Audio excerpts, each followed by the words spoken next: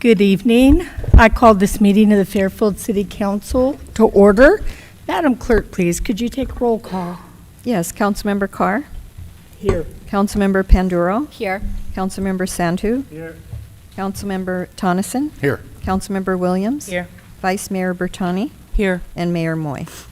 I'm here. Thank you. Thank you. The invocation tonight will be provided by Pastor Jeff Hood of the First Baptist Church. There you are. Come on down, Pastor. Thank you. Sure. I'd like to invite you to give a moment of reflection or pray with me right now. Lord, I thank you for this evening. I thank you for this body, the mayor, the city council members who are here, and the important work that is done through this body. And Father, I thank you for each person that's here, people who have their focus on different aspects of what's going on in our city. And we don't always agree on everything, but I pray that we can treat each other with grace in all that occurs. And I pray that the council would have wisdom as they go through each item this evening, as they make decisions, as they hear from the people. And I pray that in everything that's done, that your will would end up being done. So I thank you, and I pray this in Jesus' name. Amen. Thank you, Pastor. And now if Councilman Sandu would lead us in the Pledge of Allegiance. I pledge allegiance to the flag of the United States of America and to the republic for which it stands, one nation, under God, indivisible, with liberty and justice for all.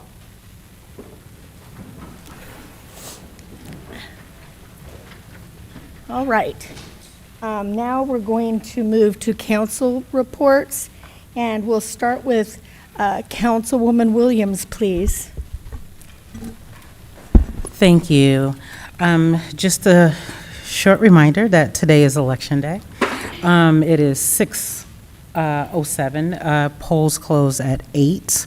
If you have not voted yet, not only can you vote, you have 2 hours to get there, but if you go to the SolanoCounty.gov website and look up the registrar of voters, you can click on Election Day polling location, and you'll find the 17 locations within Fairfield. Also, just to add, if you're not registered to vote but want to vote, that's a thing. And it's called provisional voting, and it matters.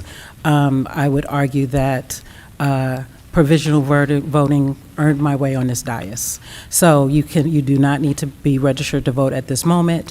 You can register to vote and vote. It takes a little while for it to all calculate, but it can change things. So thank you. Thank you, Councilwoman. Councilman Tonneson, please. Nothing for me tonight, Mayor. All right. And Councilman Doug? Yeah, just real brief. I just want to remind everybody, get some exercise. The Octo Park walk around on the levee is open. I've seen some people out there, but I'd like to see a lot more people over there. Just take the dog for a walk, and that's all I have for today. Thank you, Councilman. Councilwoman Pandura? Thank you. Hi, everyone. Just a quick little thing. So as we come to the end of the year, there's always some really fun student end-of-year presentations that are happening. So myself and Councilmember Tonneson went today to the Public Safety Academy, and we visited the 11th grade history students, and they did civic engagement projects where they identified a community problem. They had thesis, they had solutions, they had resources, they were cited. It was great to see their work. I know a lot of the electeds in the county were invited, so I really encourage folks to go. There's another day happening tomorrow, but some of the issues that they identified were around clean water, food insecurity, mental health access for LGBTQ plus A or A+ youth, and food waste. So it was really cool to see them kind of put on the critical thinking caps and get out there and try to talk to organizations and get resources for their own peers. And so it is taking place again tomorrow at PSA from 8:40 to 10:15. And then you just check in and they'll let you know where to go. But it was a great way to connect with the youth and hear them and have them present to us and practice their public speaking skills. Thank you, Mayor. Thank you, Councilwoman. Madam Vice Mayor, please. Thank you, Madam Mayor. Good evening, everyone. Welcome to Chambers, and thank you for taking the time to be here, and everyone watching and listening from home as well.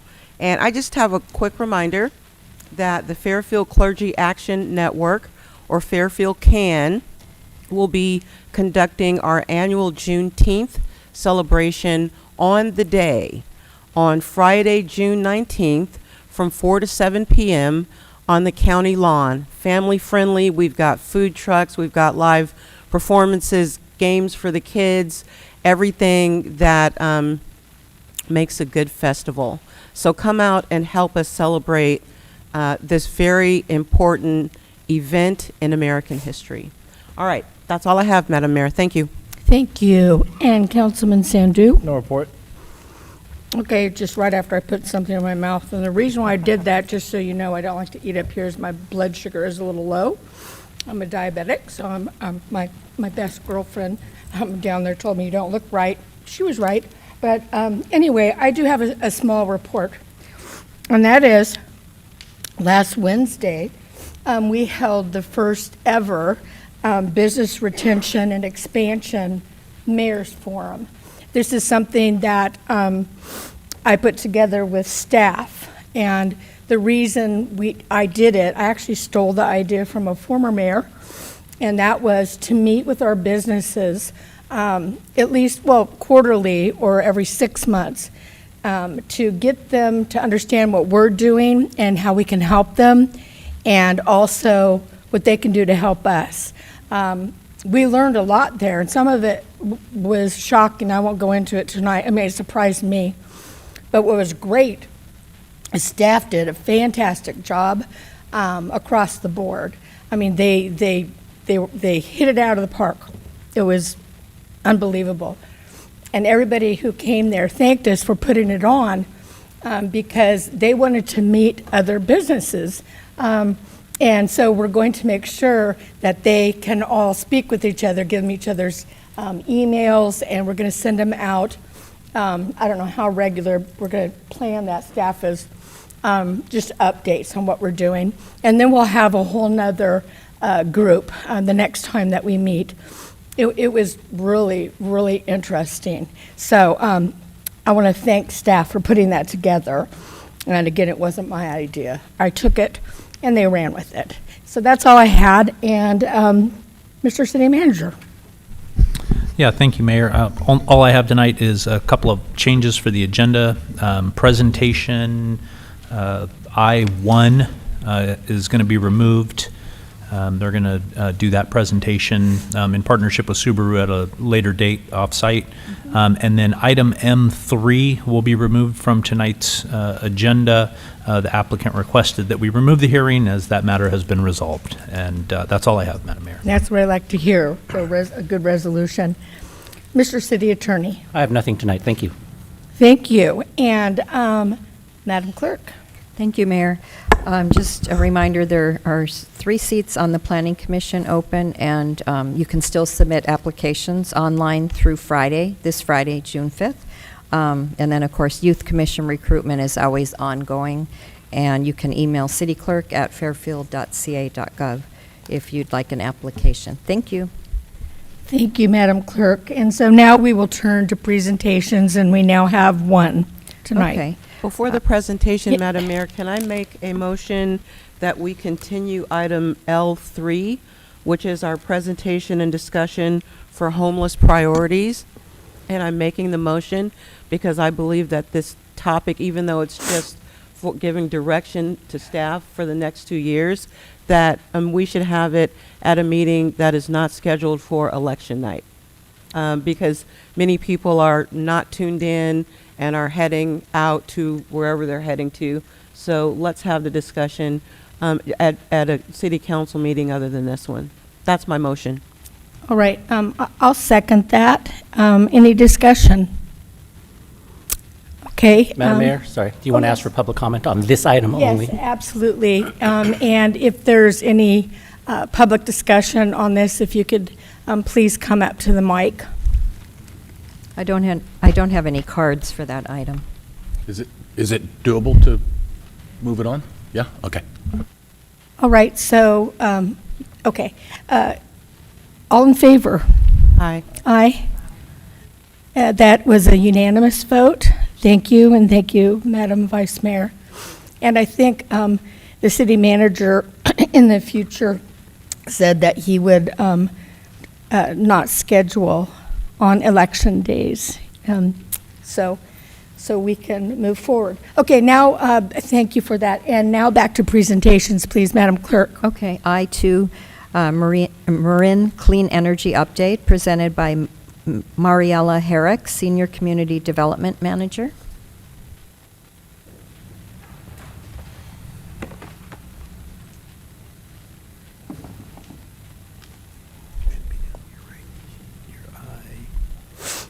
There you go. Okay. Thank you. That's just next slide back. Oh, got it. Hello. Hello, everyone. My name is Mariella Herrick. I'm a Senior Community Development Manager with MCE. Oh, thank you. I am delighted to present to you all today. I'll be going over 3 things, giving you all a reminder of who MCE is, the options that the Fairfield community has with MCE, and then I will be sharing some highlights of some things we've accomplished in the city of Fairfield. So in 2002, Assembly Bill 117 passed, which allowed local governments to come together and purchase more renewable energy. This is possible through community choice aggregation agencies, called CCAs for short. MCE was the first CCA in the state. Today we have over 25 CCAs serving over 14 million customers across the state. So oftentimes when I'm out in the community, the question that I get is MCE an additional charge on my bill? How does this work? And the answer is no.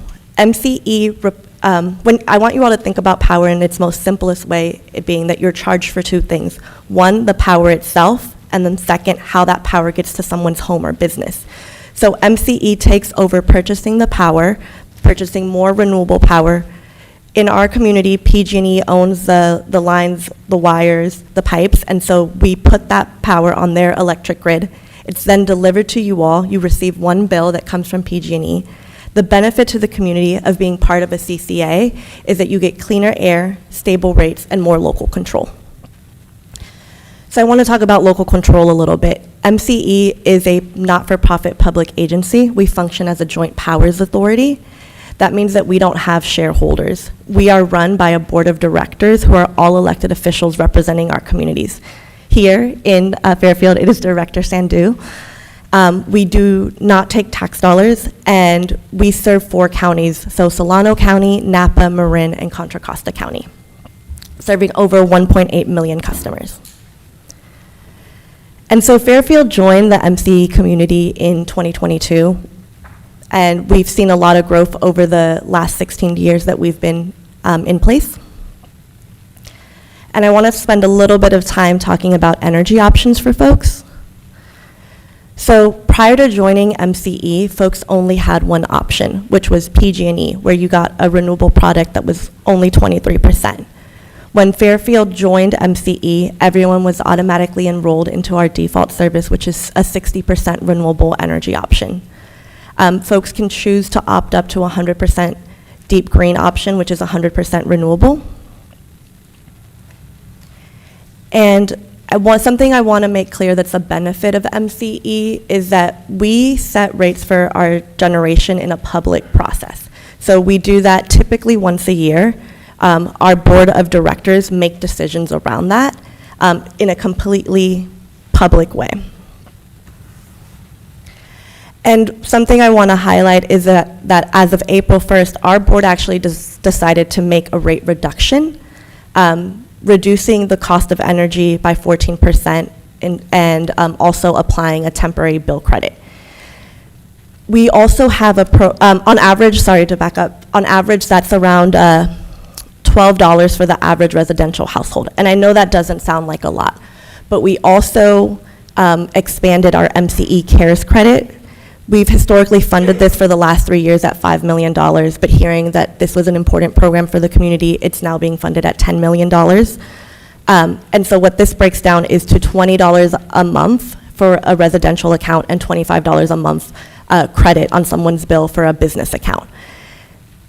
The unique thing about these rate reductions and bill credits is that they also apply on top of existing bill savings programs. So for example, if someone in the community is part of the CARE program, which is a bill discount of 38% on your bill, and for simple math, because I'm not the best at math, we're gonna say if a utility bill is $100, 38% credit would reduce your bill by $38. Then you would get the MCE credit stacked on top of that, and that starts to add up. Now your bill has been reduced by $58.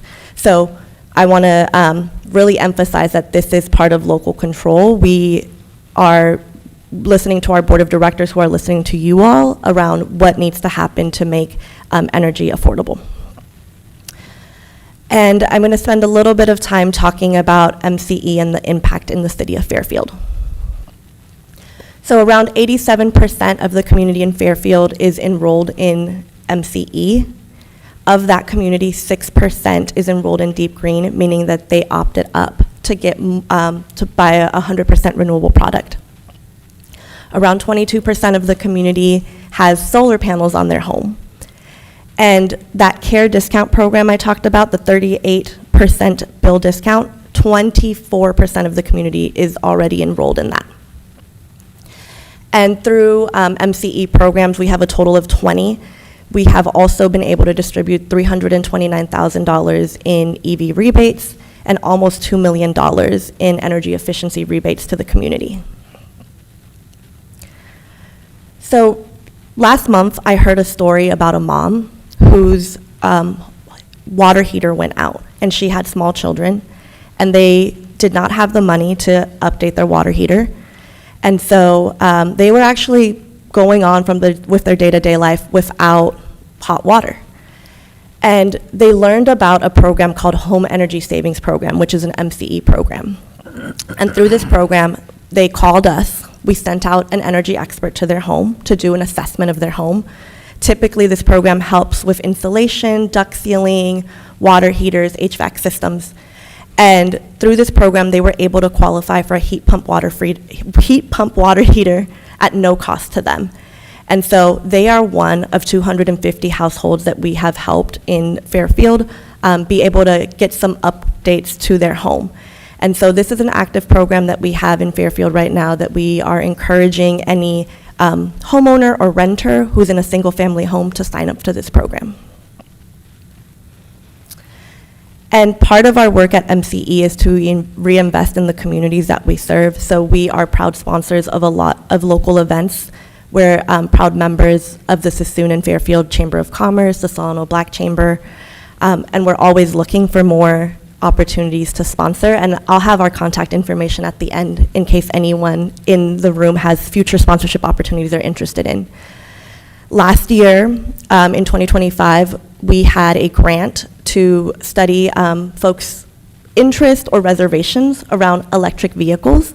And so we hosted one of our focus groups with the Solano Black Chamber here in Fairfield to really understand what was going on in the community. And I also want to spotlight a unique program with the Fairfield Water Treatment Facility. We have a program called Peak Flex, which runs from June through October to help respond to demand response, meaning that during this time, the electricity grid is in high demand and they're telling you to reduce your energy from 4 to 9. And so the City of Fairfield's water treatment plant is enrolled in this program. And over the last 2 summers, after participating in this, they've yielded the highest demand reduction out of anyone else in this program. And I really think that's a testament to the commitment from city staff to participate in this. So I just want to give them a shout out. I think moving forward, there's always more work to do and to support the Fairfield community. I think there are several opportunities to support EV charging. MCE has funding to support up to $4,500 per charging port for any workplace that's eligible for the city or any business, as well as multifamily properties. Again, we are happy to support local sponsorships. And then we are still promoting the home energy savings program that I mentioned earlier out to the community. We have a similar program available for small businesses where we will send an energy expert out to a small business and then see what upgrades could be done for them as well at no cost to that business. On the screen, you can see our phone number where you can give us a call, and our information email that you can reach out to, available Monday through Friday from 9 to 5. That concludes my presentation, and I'm happy to take any questions. Yes, Councilwoman Williams, please. Thank you. So I just wanted to say thank you. I was on the MC board for a year, maybe two, and I learned so much about energy. And I really appreciate that the community has more than one option. It makes a difference. It means something. So I just wanted to say thank you, thank you. I also see that you've sponsored some really great events, and so I get to tell you in person. Thank you. Thank you. Thank you. Any other comments? I'll just echo what my colleague said. I currently have the pleasure of serving, and you guys do a lot of good work, and please thank leadership for having you guys come out today. Any other comments?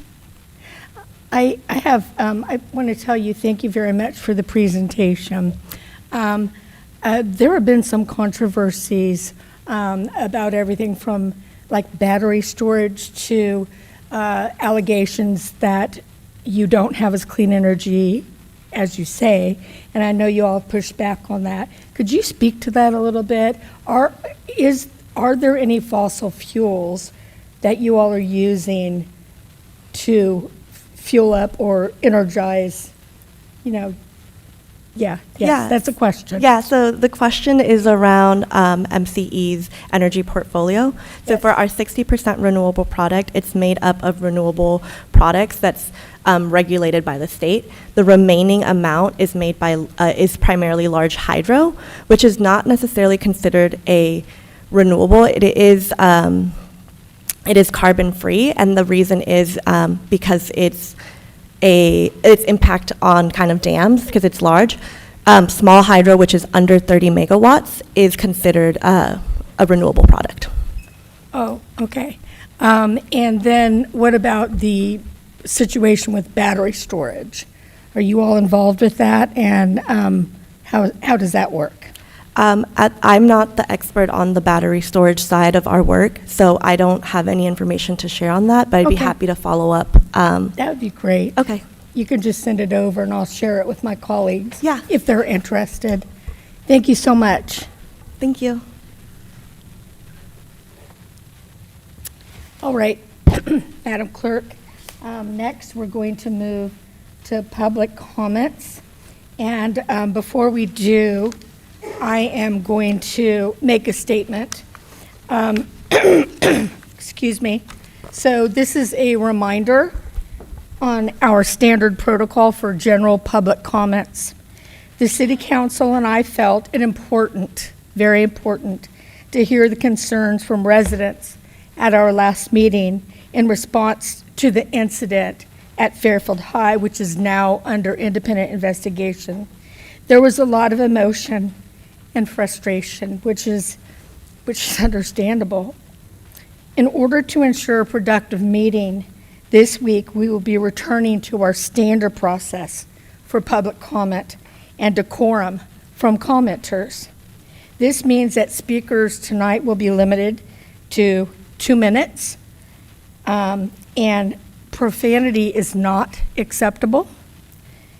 Disruptions or chants are not tolerated, and the City Council nor staff can respond to comments made, but may ask for an item to be placed on a future agenda for council discussion.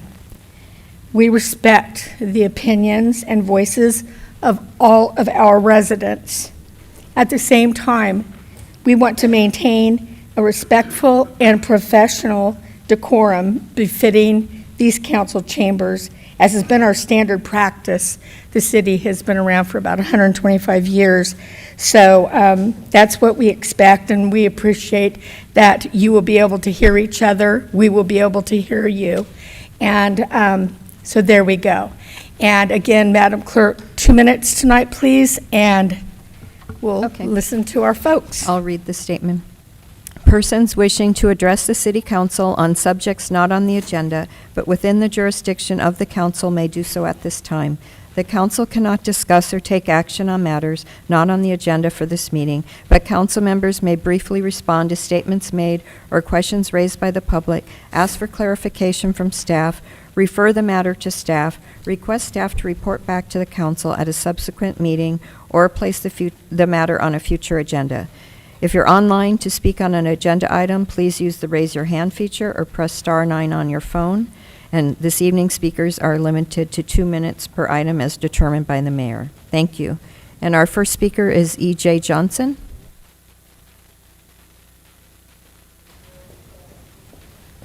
Good evening, Mayor and Council. I just want to take a quick moment to invite the community to something we're really excited about at the Downtown Theater. On Saturday, June 6th at 7 p.m., we'll be hosting a free open house and courtyard night downtown. There will be live music, a local favorite, Roslyn Pugh, free food, desserts provided by Famous Creations, a cash bar, opportunities to meet our staff, tour the theater, and simply enjoy a fun summer evening in downtown Fairfield. Guests will also have the opportunity to visit our gallery and enjoy a wonderful Oscar Wilde and Pride exhibit. We'll be holding an exciting raffle featuring a variety of prizes, including a basket filled with gift certificates from many of our downtown Fairfield businesses. All raffle proceeds will go to the benefit of Missouri Street Theater and the Fairfield Police Activities League Kids. In addition, our box office will be open throughout the evening, and attendees will have the opportunity to purchase tickets to upcoming performances at the special discounted open house night.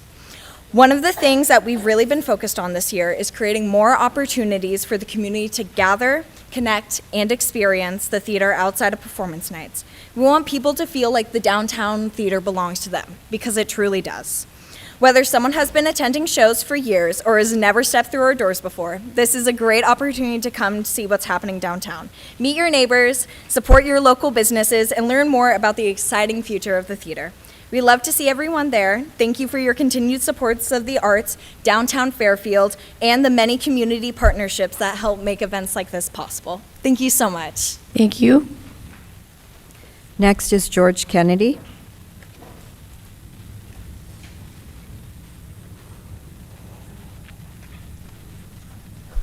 Good evening, Madam Mayor and council members. Tonight I'm going to talk about some real transparency and truth. I want to bring your attention to a recent flyer that was posted online, purported to be official City of Fairfield correspondence by Kate Patrice Williams. She admitted creating it online. This is a blatant breaking of the law, posting a fake logo which violates trademark, service mark, and due to the length of time that Fairfield has used its official logo, common law use. According to the law, this is a misdemeanor and could be elevated to a felony, and also falls under the category of libel, slander, and defamation of character if it is found to specifically target an individual, which in this case it does. Also last week, Ms. Williams spoke to everyone and stated that she moved to Fairfield 10 years ago. If you moved to Fairfield 10 years ago, then that means you on multiple occasions committed election fraud, because you stated in 2018 on election filings and through 2020 that your lawful address was in Vallejo, zip code 94590. So, did you lie on your election papers, or did you lie to everyone last week? You cannot have it both ways. And finally, in the 2020 election, you tried to put in your ballot statement that you were an attorney/lawyer, which you were not and are not. This is an obvious pattern of not being truthful to the people and how you should not be trusted. And lastly, to the people here tonight, I do want to clarify something about the City of Fairfield that you may not be aware of. You have 30 seconds. Fairfield is a general law city, not a charter city, like Oakland, Richmond, and Vallejo. We are governed by state law and are a council-manager form of government, meaning that the council only has the power to hire a city manager and city attorney. The city manager is responsible and oversees all other hiring. Notice I didn't mention the mayor. The mayor is only one of the 7 votes and for all intent purposes is more of a ceremonial post. The mayor cannot hire or fire anyone except the city manager and the city attorney with a full council vote. Your time is Last up. week, the mayor put all her shoulders on when in fact it should have been directed at everyone on the dais. Your time is up. Thank you. Next is Rodney Alamo Brown.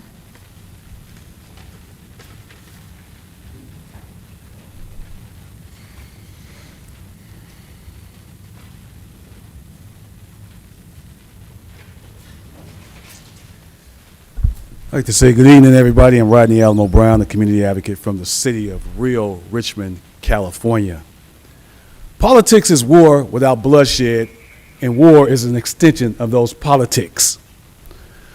The question I have for you, Mr. Gassaway, who are the individuals who will be primed to be on this committee after the outside individual does the investigation? That is the comment on the floor. You can answer that at a later date if you like. However, as we saw yesterday with John Burris, Esquire, is now representing Mr. Maurice Williams, you all have a rightful duty to answer the claim.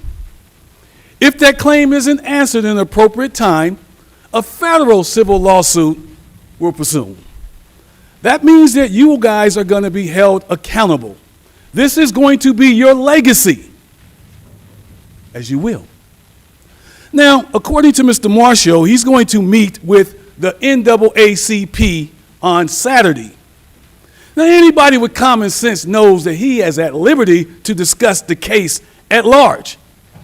In other words, he can't say anything pertaining to it. Why now? NAACP, are you here tonight? Crickets. See, here's the problem. Now that it's garnered media attention from worldwide, individuals want to do backdoor meetings and have folks sign forms so they can have representation while they elbow the heavy lifters out of the paint. This is the problem with clout chasers. Bianca Camacho, Hector Camacho, beat you up, pull your hair, whatever name you want to call her, is unfit. Now, according to previous information, she was served divorce papers the day prior to Mr. Williams receiving his beat down, for those who don't know. For those who do know, I'll tell you this. Your time is up.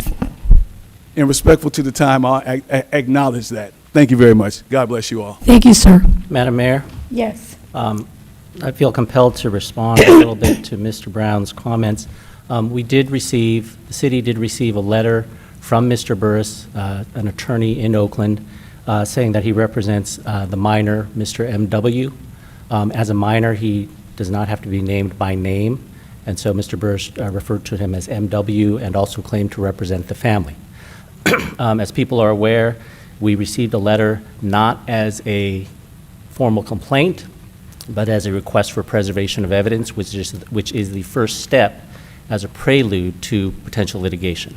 As such, I need to advise my client, the City of Fairfield, both the City Council and staff, that as is the case in any pending potential litigation, it is wise not to comment in any shape or form on any of the matters that may potentially come up in litigation. Mr. Burris, I've known him for a long time. He's a very good attorney. He's doing things thoroughly. So we have received the litigation letter. We have acknowledged receipt of the litigation letter. And so our advice at this point is to make no comment as to any of the comments made today on this matter involving the minor M.W., and that includes staff as well. Furthermore, I do see that there are family members for the minor M.W. here today. Because they are represented by Mr. Burris, California Rules of Professional Conduct 4.2 prevent me from having any communication with the family while they are represented by an attorney. That is both direct and indirect communications. So I'm advising my clients to have no communications with the parents or the family of MW because, again, under the rules of professional conduct, now that they are represented by Mr. Burris, we need to honor that representation and not have ex parte communications with them while they're represented by an attorney. I will also say with respect that if the family of MW comes up to speak, because I'm bound by the rules of professional conduct to not have interactions with parties represented by an attorney, I will respectfully get up and leave the room while they speak. It is not meant as disrespect to them, but they are represented by Mr. Burris. I've known him for many years, and I am not going to have communications with somebody that he is representing. So thank you. Thank you, Mr. City Attorney. Next speaker, please. Dennis Green, Jr.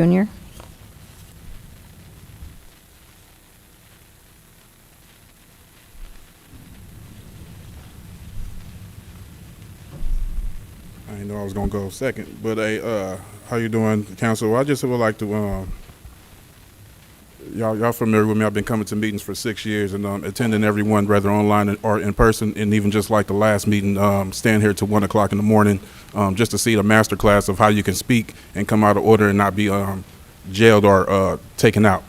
More you shaking your head because you the one that had the police take me out, just like the other meetings, and like I was arrested at the meeting that I wasn't even involved in, that was referred to in the public comment. But back to speaking, I know that you can't handle everything, and the school administration should take some part in this too. And one of my former teachers is on the board, and Mrs. Pat is on that board, and they gave me a suspension, a 40-year-old suspension, a 40-year-old three college students that I had to raise while being homeless because of the situations that I had to go through y'all, and they gave me a suspension, a week suspension. So, but I'm gonna respect that, just like the library, that they banned me from the library that I get to go back to in a week, and I was in jail by going to the library by trying to go serve on your boards of speaking of and getting the community services that taxpayers pay for. Now, this is not the first time I've been jailed, and just like I was talking to this guy, it's not all. The mayor can't handle every situation, but the school board and administration should take responsibility in looking at this and not avoid the community of just wanting to properly, not ain't jump no gates, ain't come under no tunnels. I went to the front desk to try to speak to 30 administration. seconds. All right. Oh, I got a You couple got more 30 seconds. All right. seconds. You got more interrupted, time. so my train of thought. But let me get back on. But you know, when we try to do these type of things, everybody should be, because we know y'all outside investigations, y'all end up hiring them on your city. Quiet, they'll end up being on your staff. You know what I mean? Then you go to the county, y'all working together. That's local government for people that don't know. You know what I mean? But it should take it all the way to the top, to the federal government, just like I have to go and do these type of things in that settings too. Your time's up. Thank you, sir. Next is Vince Gisande.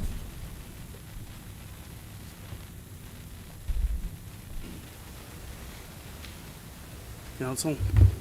So I've been advised by lots of people not to come talk, and my wife not to come, but Should listen to her. I haven't gotten to where I am by doing things the easy way.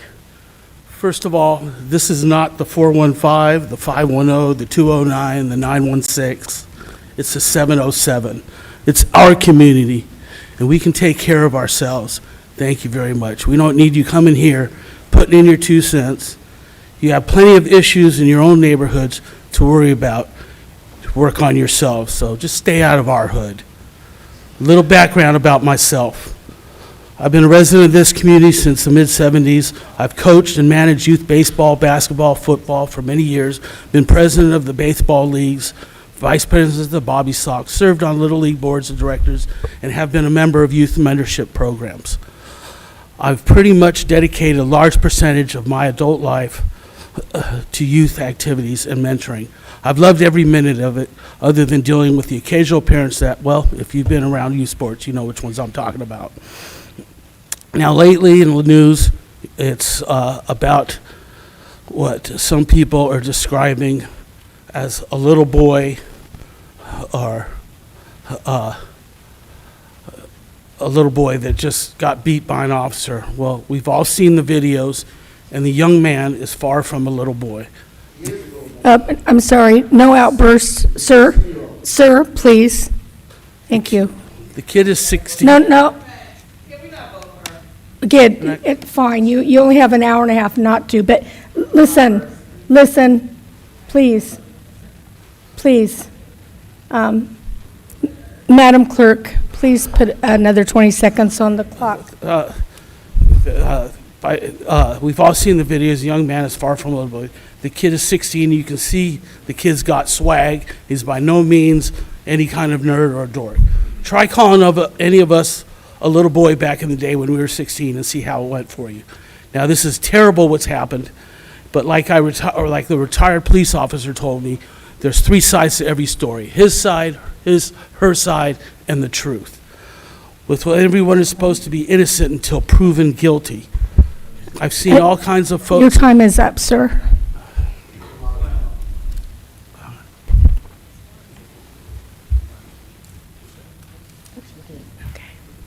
Next is, No, sir. you No. might, Mayor Moy, I don't know if you have to reread your statement because we have a lot of new speakers now. I will. They may not be aware of the 2-minute thing. Thank you. Yeah, people came in a little bit later. So, excuse me. A reminder on our standard protocol for general public comments, which we're taking now. The City Council and I felt it important to hear the concerns from residents at our last meeting in response to the incident at Fairfield High. There was and is a lot of emotion and frustration, and that is understandable. In order to ensure a productive meeting, this week we will return to our standard process for public comment and decorum from commenters. This means that speakers will be limited to 2 minutes, profanity is not acceptable, disruptions or chants are not tolerated, and the City Council nor staff can respond to comments made, but may ask for an item to be placed on a future agenda for council discussion. We respect the opinions and voices of all of our residents. At the same time, we want to maintain a disrespectful and professional decorum befitting these council chambers, as has been our standard practice for about 120 years. Thank you, and thank you, Madam Clerk.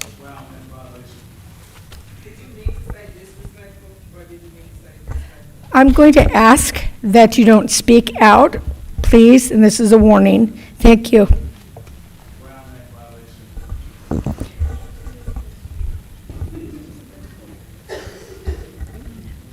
Next speaker, please.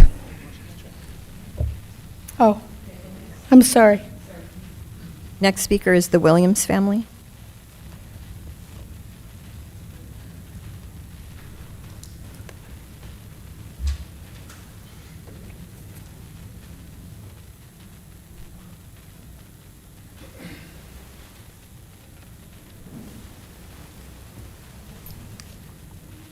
Hey, y'all. So obviously y'all can't say nothing. We got that message. Okay, thank you.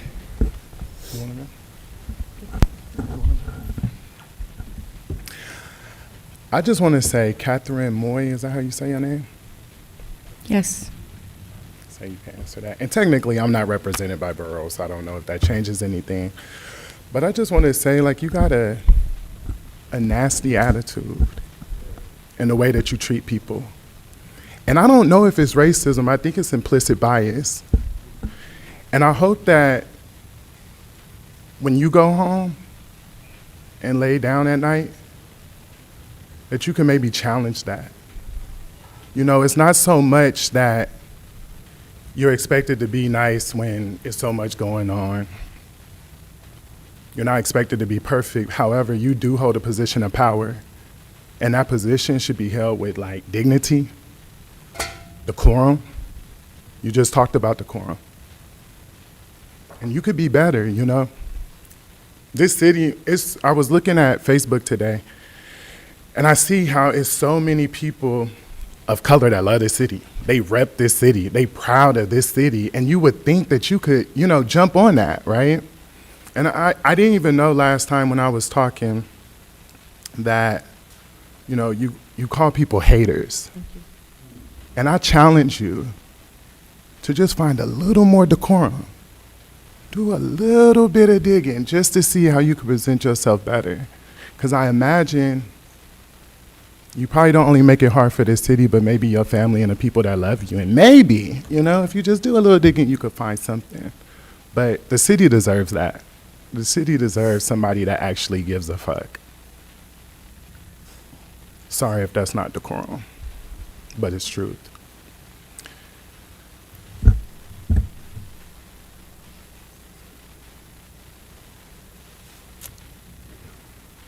Hi, I'm Sequoia Williams. I'm Maurice's stepmom. I just wanted to say that we just want the officer fired and decertified. That's pretty much it. Thank you.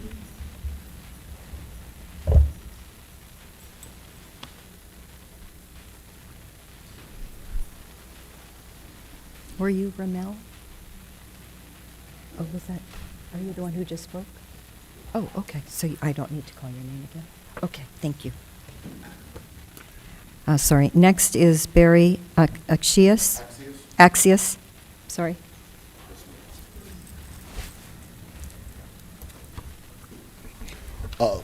Good evening, Council, Mayor.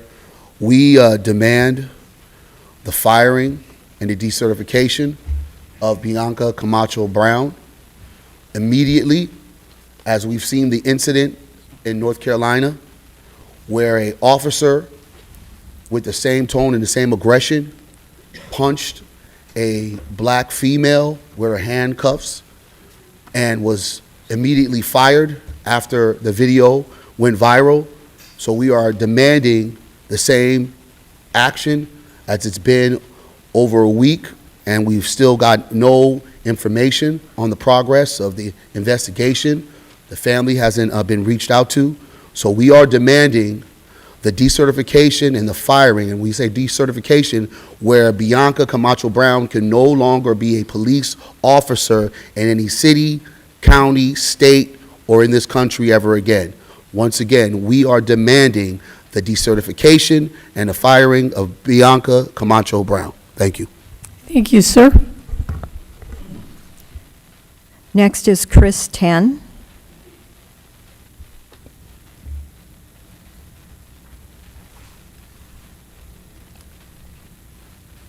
So we are asking for the immediate firing of Bianca Camacho Brown and also the decertification as well. And also the firing of D. Marshall, since he's in a leadership position, also the decertification as well. Since he's in a leadership position within the police department, he could have handled the situation a lot better. One thing that I will say is there's no problem that black people face here in America that ending racism as a system won't resolve. And when we see the way that that young man was treated, the police department has an opportunity to come in and de-escalate situations, right? The fact that somebody could come in and immediately start beating on a child is a reflection of the police department, right? Because if that child wasn't a descendant of enslaved populations in America, it would have been treated differently. If that child was a member of the Jewish community, it would have been treated differently. You see what I'm saying? If he would have had one of them little hats on, he wouldn't have been approached with that much aggression. But when you see the immediate, Please let him speak. When you see the immediate aggression, not just with one child, but with another child at a school institution where children should be safe at, and police officers are coming in to reinforce safeness. When you come in, you beat up a child or punch a child, and you call it anything other than you punching and beating on a child, you deserve to be fired. And I think as a leader within the department, you deserve to be fired too. You have 30 seconds. Because you could have handled the situation better. You could have looked at the videotape and you could have saw how she treated that young man, and you could have said, this is not our standard within our police department. But you upheld that. You moved her around like the system do.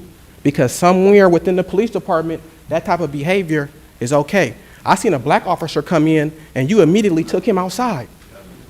With all the white officers in here, but the black officer came and stood right there, you immediately reposted him somewhere else. Time is complete. So what was that about?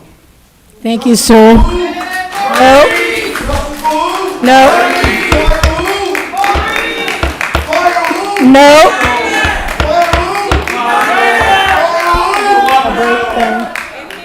They keep it up.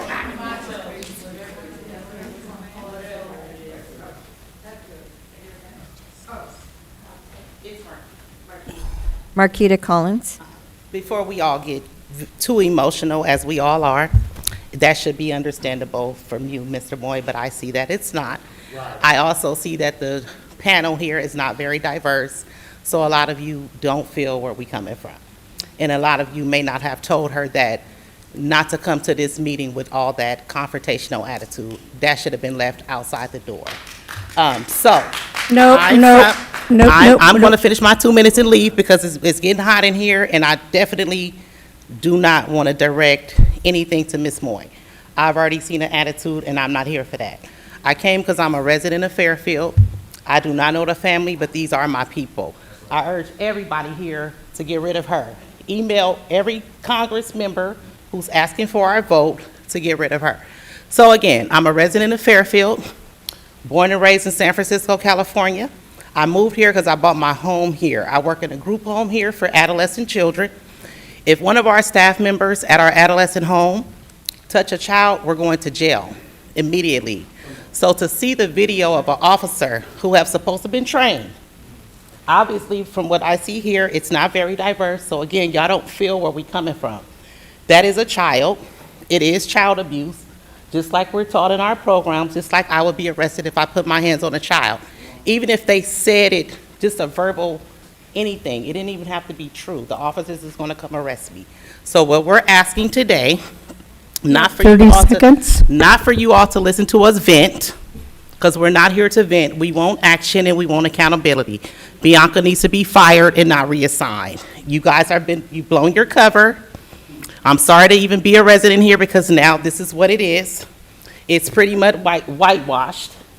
If it's no accountability, then that's on you, and it's also on you, and I'm glad that it have been raised, because now Maurice Brown is known, and he should be making a difference for this city.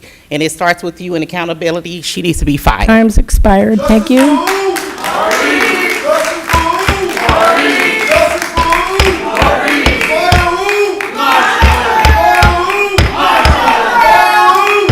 Stop.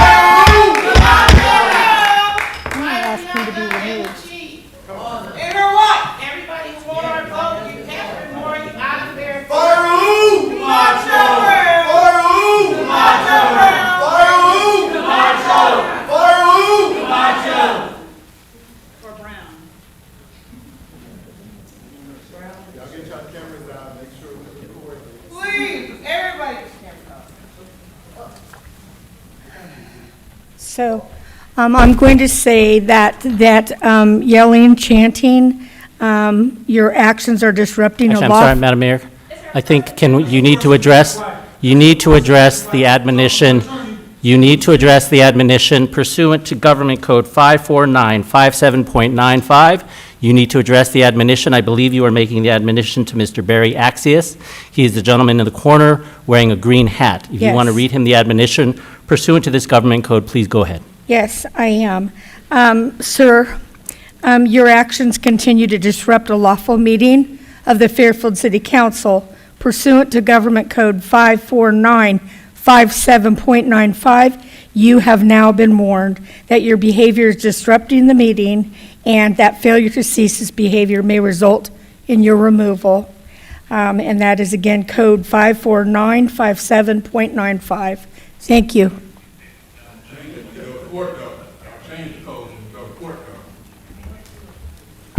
Next speaker. Next speaker is Baltazar, to be followed by Ricky.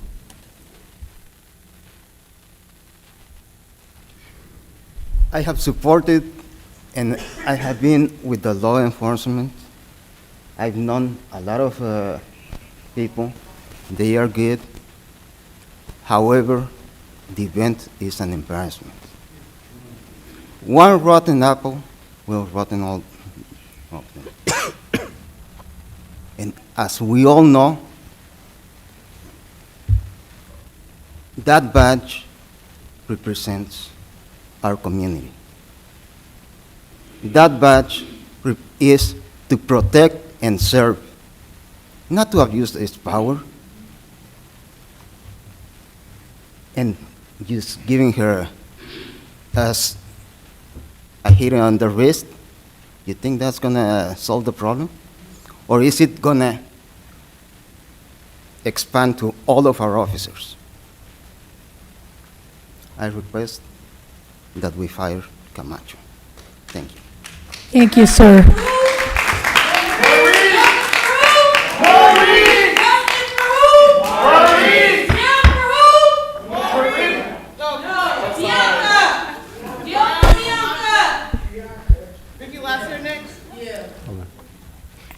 Yeah. Ma'am, I am going to tell you, sir, and you too, sir, your actions are disrupting a lawful meeting of the Fairfield City Council pursuant to Government Code 54957.95. You are being warned that your behavior is disrupting the meeting and that failure to cease this behavior may result in your removal. Thank you. And Madam Mayor, just for the record, can I confirm that the persons that you directed that admonition to pursuant to the government code was the lady standing along the right side wall wearing a navy short sleeve shirt with a backwards, now front-facing hat? Is that who you were addressing it to? Yes, sir. And the second person you were addressing the admonition to was Mr. Rodney Brown, who was the third speaker this evening. That's correct, sir. Thank you. Hello. Yes, ma'am. We demand Officer Bianca Camacho Brown badge is removed today, fired, and expired immediately. An officer forcefully punches and restrained a child on the ground and pulls his hair on school grounds violates constitutional civil rights, state criminal statutes, civil tort laws, and law enforcement agency use of force regulations. When law enforcement uses physical violence against a completely subdued juvenile, they stepped outside their legal authority and breached the following specific legal frameworks: constitutional law, federal civil rights, the Fourth Amendment. Under the landmark of Supreme Court case, Graham and Connor, a police officer use of force is evaluated by an objective, reasonableness standard. Force is illegally justified only to counter immediate threat, prevent, fight, or overcome active resistance. Striking or a suspect who is already restrained on the ground is considered personal anger rather than offense, rendering it a direct violation of the Fourth Amendment Civil Rights Claims 42 U.S.C., which is 1983. This federal statute allows victims to sue government actors who violate their constitutional rights because the law clearly established that hitting a restrained, non-threatening individual is unconstitutional. Officers involved in such actions regarding they lose their qualified immunity protection and can be held personally liable. Failure to intervene. You get what I'm saying? Number 2, state criminal law striking a restrained child. That's 2 minutes. Restrained child removes an officer legal protection, justifiable force, making their actions subject to criminal. And that's also prostitution of assault and battery. Forcefully punching someone in the face and pulling their hair constitutes criminal battery assault under color of authority. Many states have specific laws that criminalize peace officers to assault or beat individuals without a law necessarily child abuse endangerment because the victim is a 50-year-old. Your time has expired. Thank you, ma'am. Justice for who? Maurice! Justice for who? Maurice! Justice for who? Maurice! And you can't talk to me, huh? Yes, Justice for who? Maurice! Yes, sir. Yes, I am going to read this to you, sir. And your actions are disrupting a lawful meeting of the Fairfield City Council. Pursuant to Government Code 54957.95, you are being warned.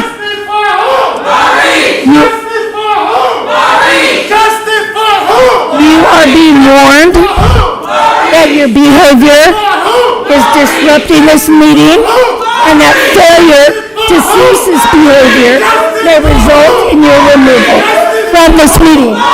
Call a break. Call a recess. Council is in recess. Council's in recess. Council members, you're in recess. Council members, you're in recess.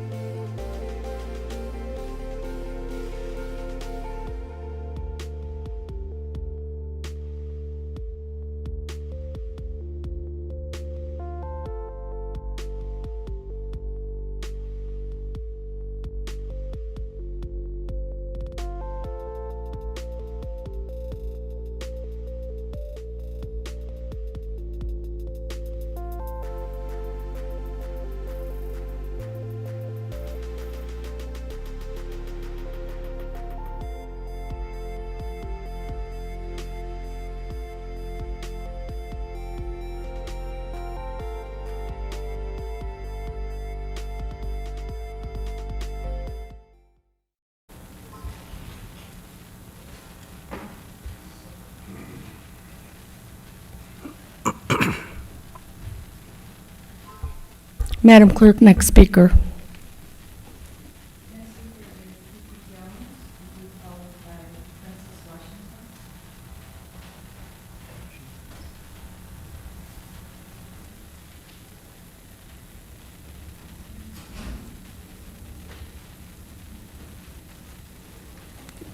Call the next, please.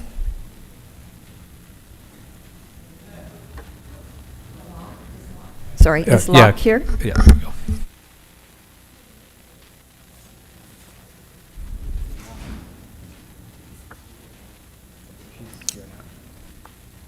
There's Princess.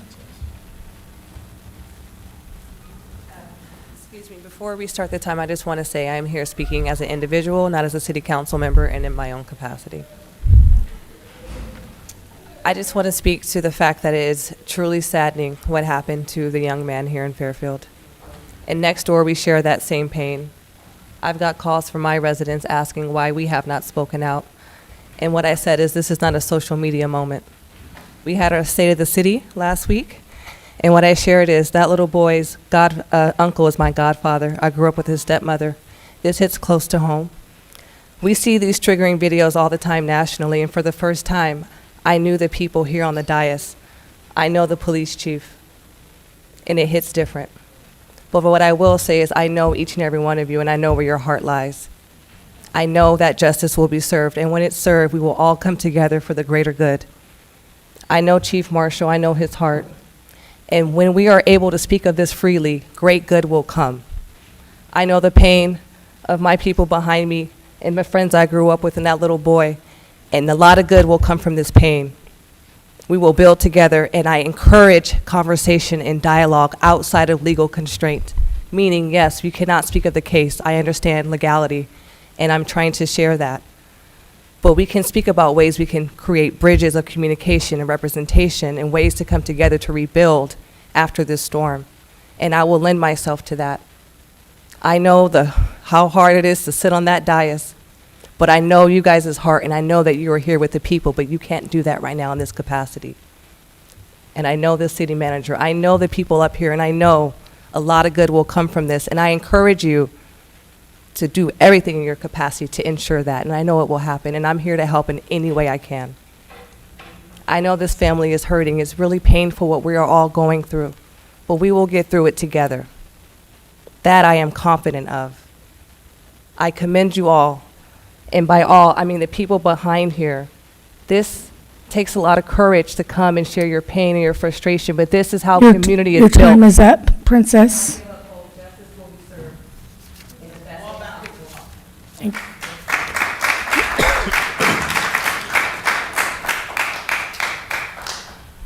Next is, I believe it's Kiki Jones.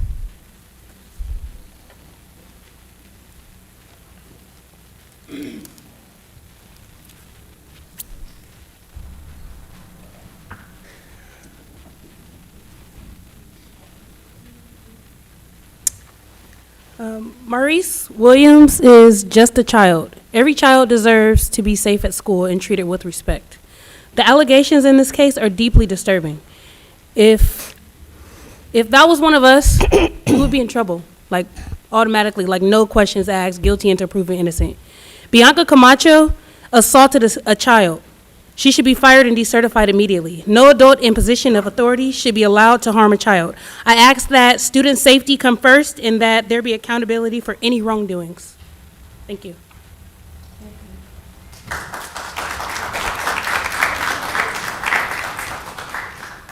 Next speaker is Locke, to be followed by Sharon Stewart.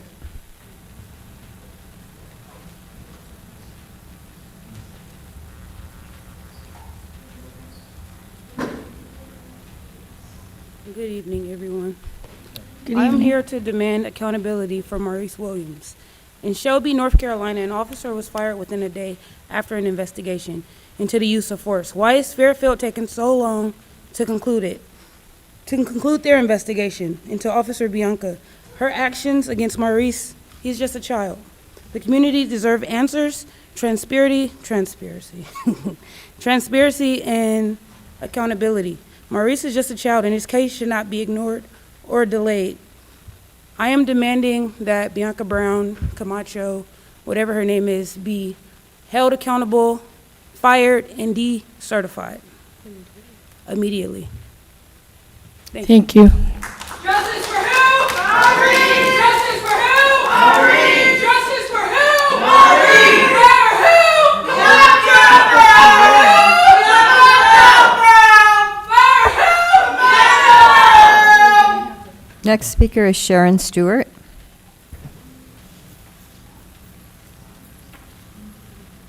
Hello, my name is Sharon Stewart. I have been a resident of Solano County, Fairfield, Sassoon since 1983.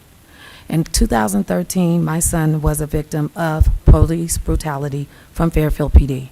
He was handcuffed and down when 6 officers beat up my son. He was, at the time, 23, beaten by 6 officers. I filed an internal report with the Fairfield PD department, and his charges were dropped. But I know that there is a history of police brutality here in Fairfield. I would like to see Officer Bianca Brown Camacho decertified and fired. What happened to this young man should not have happened. He was down, he was complying. From the videos that are seen, he didn't even get an opportunity for whatever compliance she wanted to even comply. In addition to that, I want to make sure that you understand that when you allow this to happen, you allow all of our kids to be subjected to this type of brutality. If I am to discipline my grandson or my kids, I would be arrested.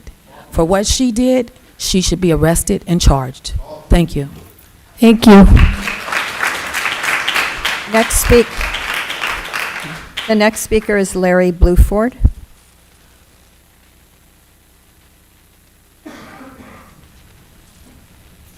Good afternoon, Mayor, City Council members. I'm just here today with the village mentality.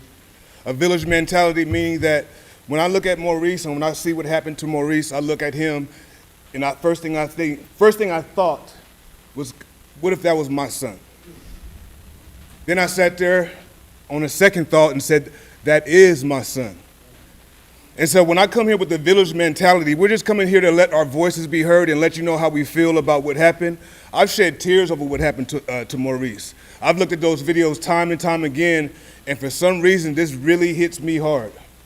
And I think part of it is because it was a child, and the way he was brutally treating, not only during the beating, but even after the beating. Even after he got beat up and slammed on the ground, he was pulled by his hair like a dog. Like he wasn't even a child. No sensitivity. No sensitivity. As I said last week, you know, these officers are supposed to be peace officers, but they come in leading with violence. And that shouldn't be the case. So we're just here, we're frustrated. And for me, I'm 53 years old. I've seen so much injustice against black people. I'm tired. It's painful. I've seen so many unjust things happen, and it just gets swept under the rug. So we're here basically saying we're not letting this go. We're here not letting this go. And we want justice. We want her to fired. We want her to be certified. Justice for Maurice. Thank you. Okay, did anyone else wish to speak? Because I do have 3 hands raised online, Mayor.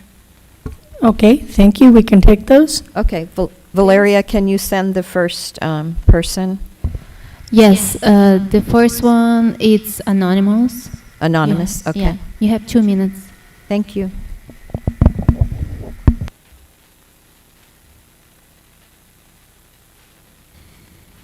Hello? Hi. Go ahead. Hi. I needed to file a complaint about the emails I have been emailing the city council about police stalking me. They're covering. Oh, hello? Are you still able to hear me? We can still hear you, ma'am. Oh, okay. So my family went missing, and now they're completely like AI robot cops, and then the police are like threatening me. The police are covering it up. My 2 college teachers, Dr. Cabrera and Kaylin Colby, they were my college teachers. They started targeting me, stalking me, and harassing me. I made a report, and then there was wrongful allegations. I got sexually harassed after the police basically kidnapped me for 2 weeks and made false allegations on my name. I missed my finals week.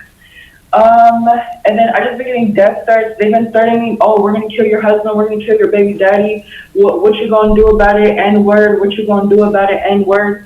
I submitted grievances right after I left to get my belongings. This sheriff, Fairfield Sassoon PD, refused to do their job. They refused to be my civil standby. And dispatch, they threatened me to arrest me again. They're like, if you keep calling us, that's a violation of your probation. They're threatening to arrest me again. They're like, you'll be back. For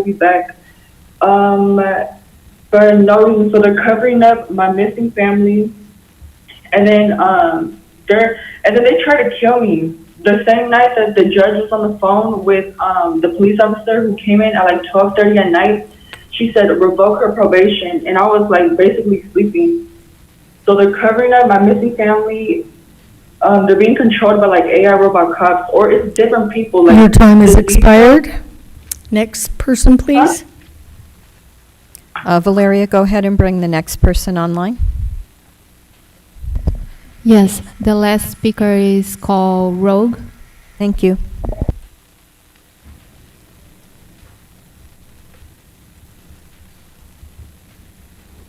Good evening. I'm representing Solano Unity Network tonight, and I wanted to first acknowledge that this is the 6th-year anniversary of the murder of Sean Monterosa by Officer Jarrett Tunn of Vallejo PD. Vallejo PD has a long and dark history of abusing their power as police for the systemic racist issues in that city that has carried over not just Officer Brown, but other officers that have been taken into Fairfield PD. We have tried to bring up these issues for the last 6 years, and what's happening now, what happened to Maurice Williams, is just highlighting that. And I believe it's actually bringing some of the community together. The other half of the community, or the terrible comments, and even that person that was here tonight saying all these horrible things, this is what I would love to see my leaders speaking up against. But in the past 6 years, I've seen you guys combat us, anyone speaking up against racism, systemic racism, abuse of power, with force. You have fought against us, arrested us. I've been arrested. I've been brutalized. I've been taken to the hospital because of Fairfield PD and the rest. Yeah, Officer Hamilton threw me to the ground and knocked me, my brain out of my head, bleeding. Arrested multiple protesters, anti-war protesters. I've seen injuries that are still lasting to today that started in 2023, early 2024. Multiple of my comrades and friends have been brutalized by Fairfield PD, and right now you guys have the world on you and are seeing it, and we're all seeing it, and we would like some type of action. Fire the officer, decertify the officer, abolish the system that takes advantage of us. Thank you, ma'am. Your time has expired. Valeria, can you bring the next person on? I think it's John Martinez. Yes. Thank you. Oh, can everyone hear me? Yes. Okay, thank you for allowing me to speak out. First and foremost, I would like to thank my Lord and Savior Jesus Christ for allowing me to be here with you guys. And I have a message to the Black community from thousands of us in the Hispanic community here in Fairfield. Stop involving us into your Black community's mess and troubles. Stop speaking on our behalf.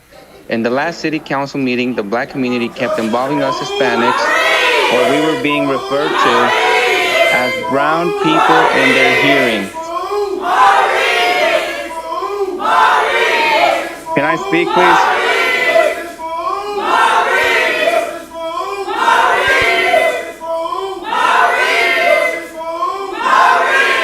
Can I get some time back? Because they keep disrespecting me.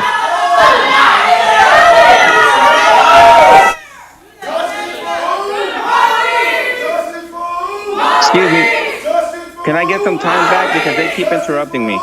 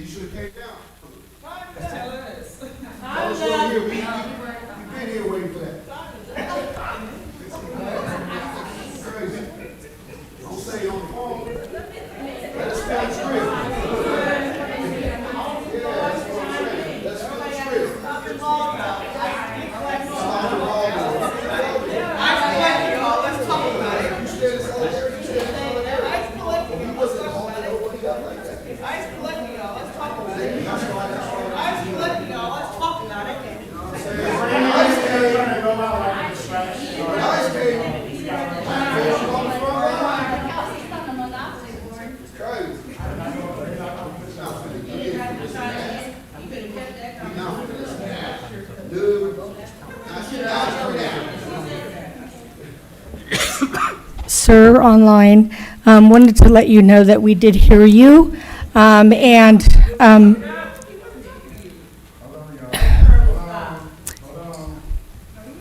sir, please, if you could send your remarks, and we will give them to the rest of the city council and put them in the public record. Thank you, sir.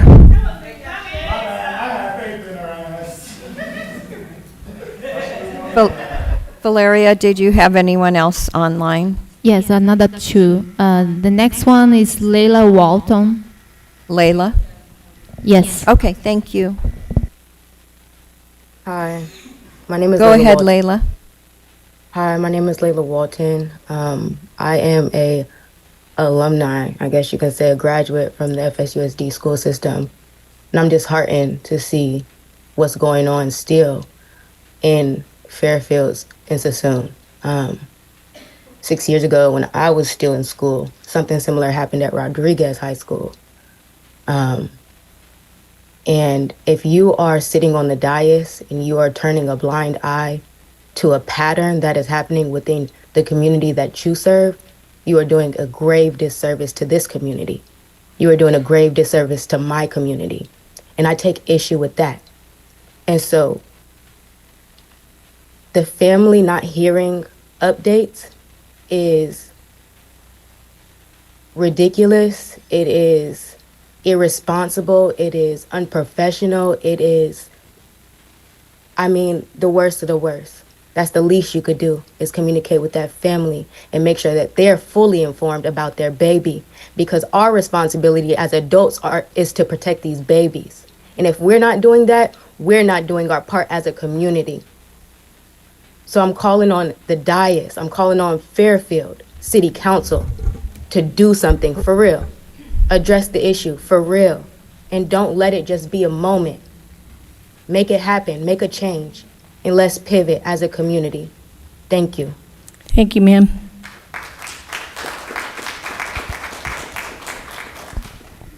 Valeria, Next speaker is HT.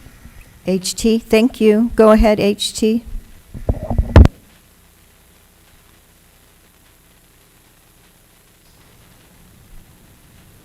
Hello, HT. Hi, this is HT. Back in 707, y'all know me as Marcus Fleming. I'm calling in to call for the officer to be fired and discredited.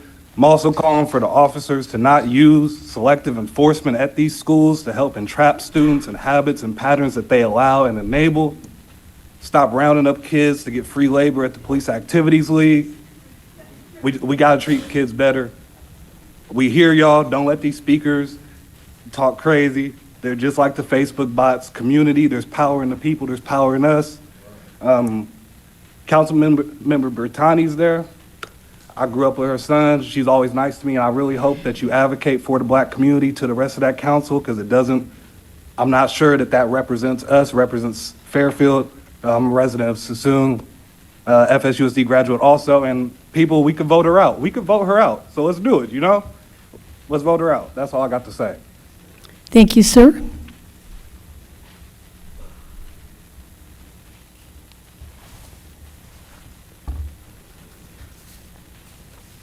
Valeria, was that the last one online? Yes. Okay, thank you. All right, then we're going to move on to the consent calendar. Madam Clerk, the consent calendar notice, please. Yes, and I just wanted to comment that someone had requested to speak again, but the mayor has declined that. We're moving on to the consent calendar. On to the consent calendar, please. All matters listed on the consent calendar are to be approved with one motion unless a member of the city council or the public requests that separate action be taken on a specific item.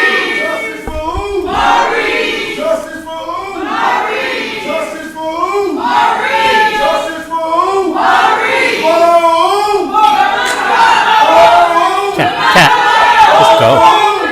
Just go. Keep moving. I'll accept a motion on the consent calendar. So moved. So moved. Second. All in favor? Aye. Aye. The consent calendar. On the consent calendar. Consent calendar. Consent calendar. Hey, Patrice. Sorry. I couldn't hear. We're voting on the consent calendar. I'm sorry. Okay, who made the motion? Okay. And who seconded? Thank you. And that's unanimous? All in favor? Aye. Thank you. Now we're going to move on to new business, please. Okay, hold on.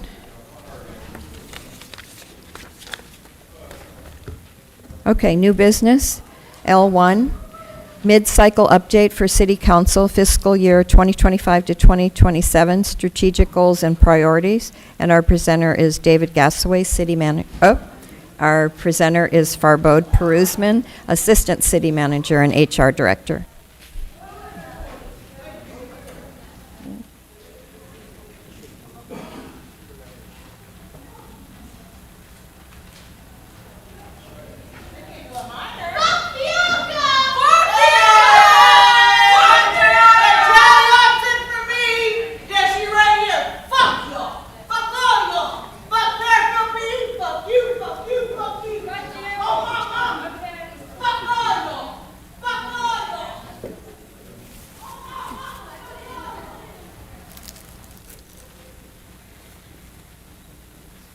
Okay, you can begin with your presentation, please, sir. Okay. Thank you, Madam Mayor, Madam Vice Mayor, members of the City Council. I'm here to present to you a mid-cycle update for the strategic priorities. The cycle is from 2025 to 2027. What we're asking for today is for you to receive the report, open discussion, and provide direction to staff to continue work on the two-year strategic plan. So, as a reminder, the council has six council priorities, council goals rather: homelessness, quality of life, economic development, community engagement, organizational excellence, and housing. And I'll go through those one by one very quickly. But just to give you a progress report on how we did in the last fiscal year, we are 82% either completed or on target for all the projects that we have so far created under the strategic plan. As a reminder, the strategic plan comes together after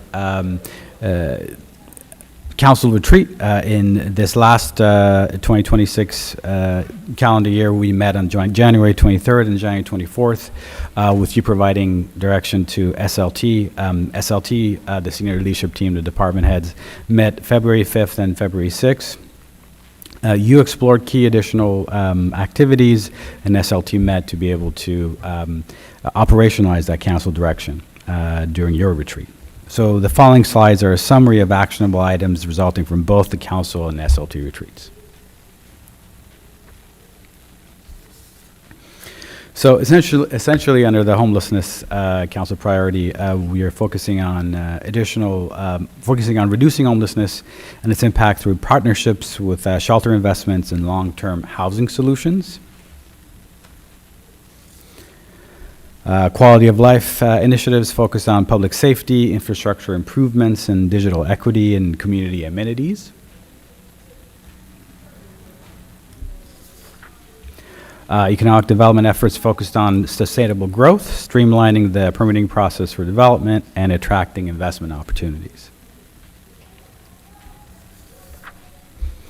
Housing initiatives continue to prioritize affordability, accessibility, and long-term housing development opportunities.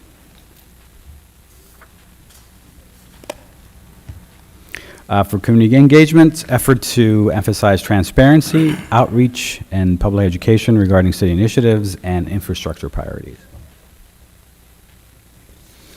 And finally, for organizational excellence, supporting workforce development, modernization efforts, and fiscal sustainability.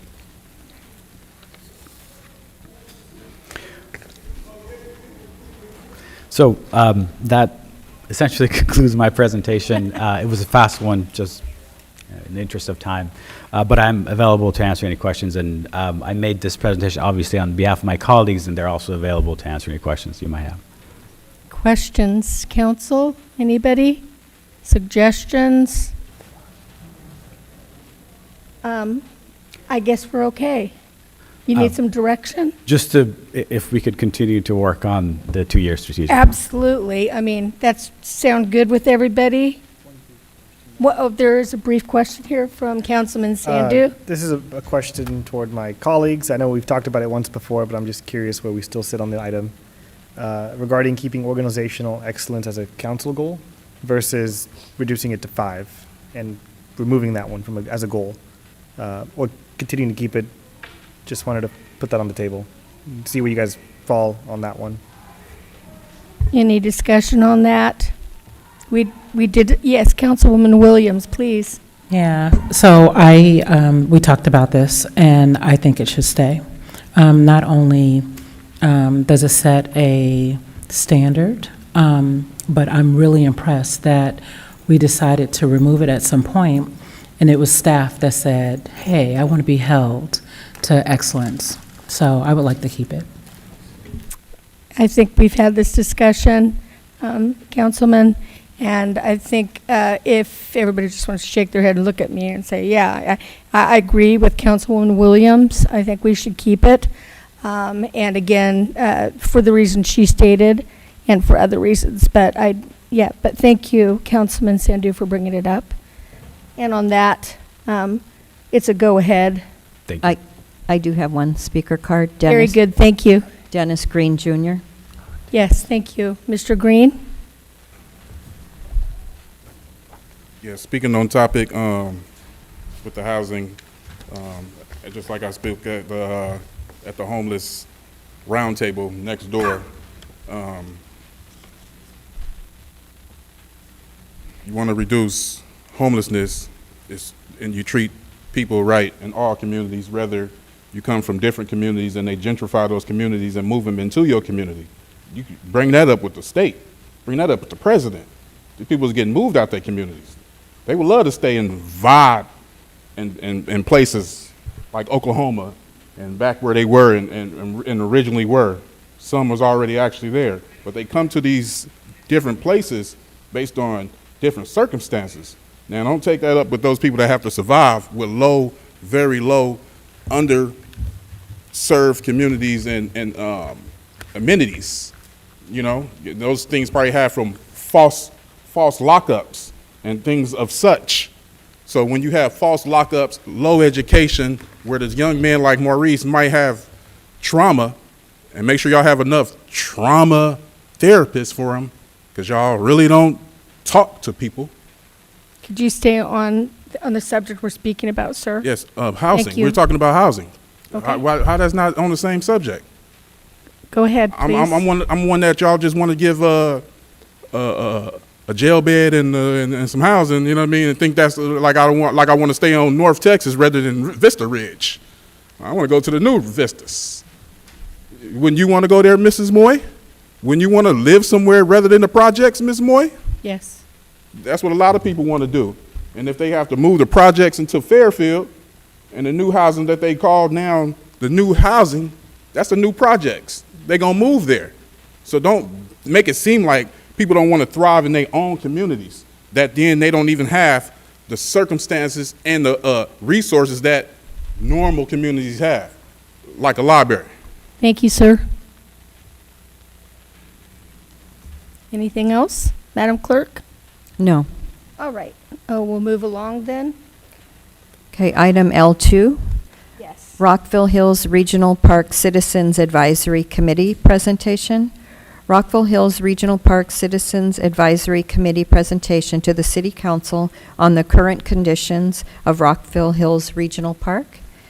And our presenter is Nick Lazar, member of RCAC, presenting. Thank you for being here. The And floor Jared is yours. Thank you. Can't separate us. Yes. Good evening, everyone. I'm Jared Preston. I'm the chair of the Rockville Hills Citizen Advisory Committee, and I'm joined tonight by our co-chair, Nick Glazier. As you may recall, several of our members stood before you in February asking for a standing agenda item every 6 months to brief you on the condition of our park.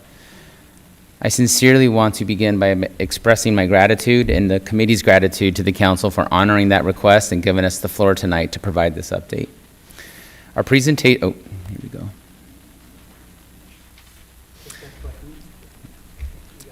Our presentation, oh gosh, it's even easier than that. Pretty sleep deprived here today. Our presentation today is meant to reinforce one undeniable truth. A dedicated park ranger is essential to the preservation of the park. In the eyes of the RCAC, a ranger is a capstone species for our park ecosystem. Without a ranger, everything else will eventually fall apart. A ranger enforces regulations, manages wildfire mitigation, conducts community outreach, and crucially oversees the volunteer activity we so desperately need. It has now been over 2.5 years without a ranger, and as a result, every single one of those services have been compromised. The RCAC maintains that filling this role is the most pressing issue facing the park today. Even with highly motivated volunteers, we simply cannot maintain this asset without daily oversight. To illustrate the real world cost of this multi-year vacancy, Nick will be sharing a briefing that was presented to the RCAC in October. It provides a sobering visual example of the permanent, irreparable damage that can happen to the park when major projects lack supervision. We received an update last month from City Manager David Gasaway regarding the status of the ranger position, and we're quite grateful to see concrete action being taken. Tonight, we ask that the council continue to prioritize and expedite this hire so we can continue this space for generations of Fairfield residents to come. With that, I'll hand it over to Nick.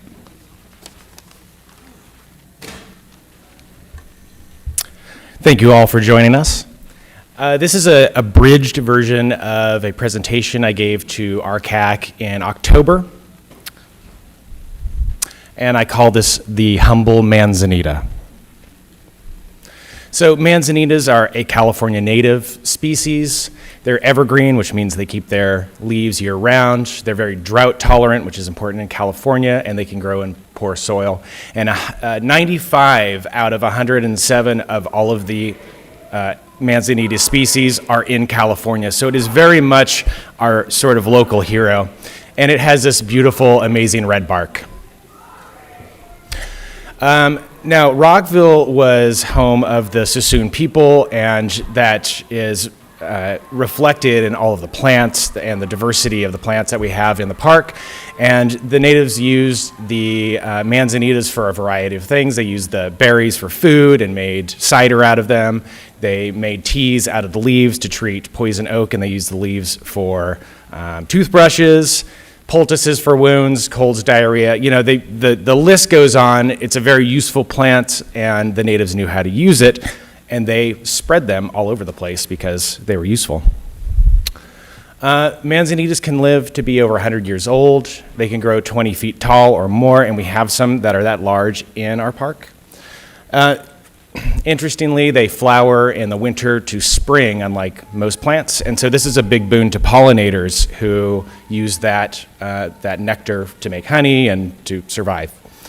Their seeds can live over 40 years in the soil, but their seeds require fire to germinate, so without fire, you don't get new manzanitas. Fire is part of their life cycle, or at least some of them.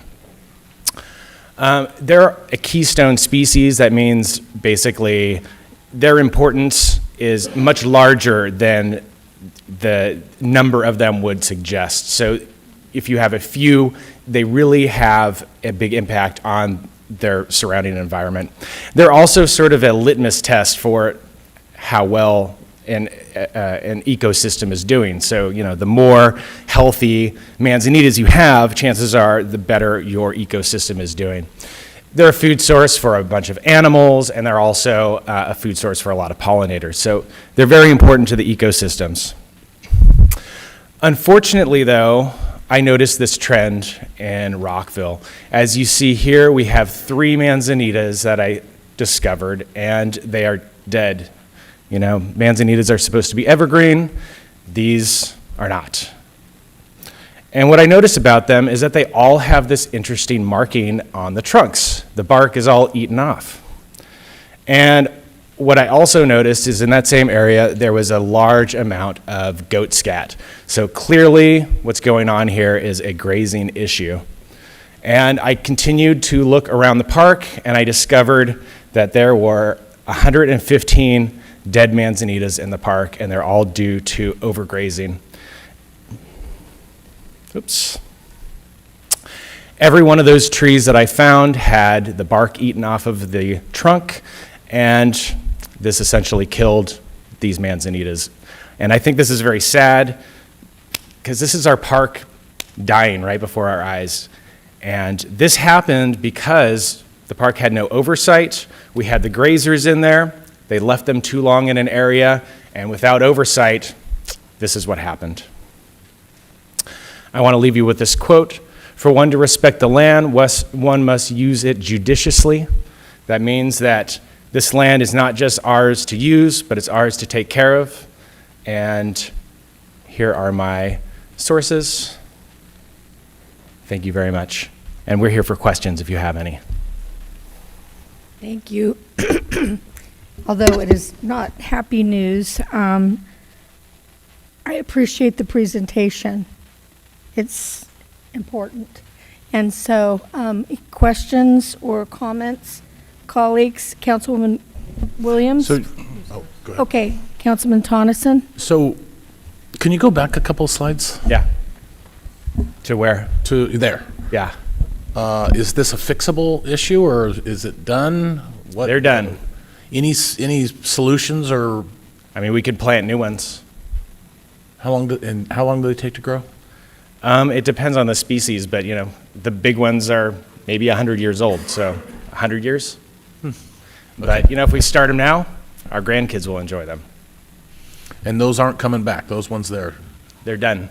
Okay. They're all black. Oh. Thank you. You're welcome. Councilwoman Williams? Thank you. So first, Nick, thank you for taking me on a tour through Rockville Park. Not only is it it's a special and precious place. Thank you for showing it to me through your eyes. I thought it was sad to see these trees dead, but you've managed to make it even sadder through this presentation. Sorry about that. No, I appreciate it, because it's like you brought my colleagues on, onto this tour within just a few minutes. So I guess my question is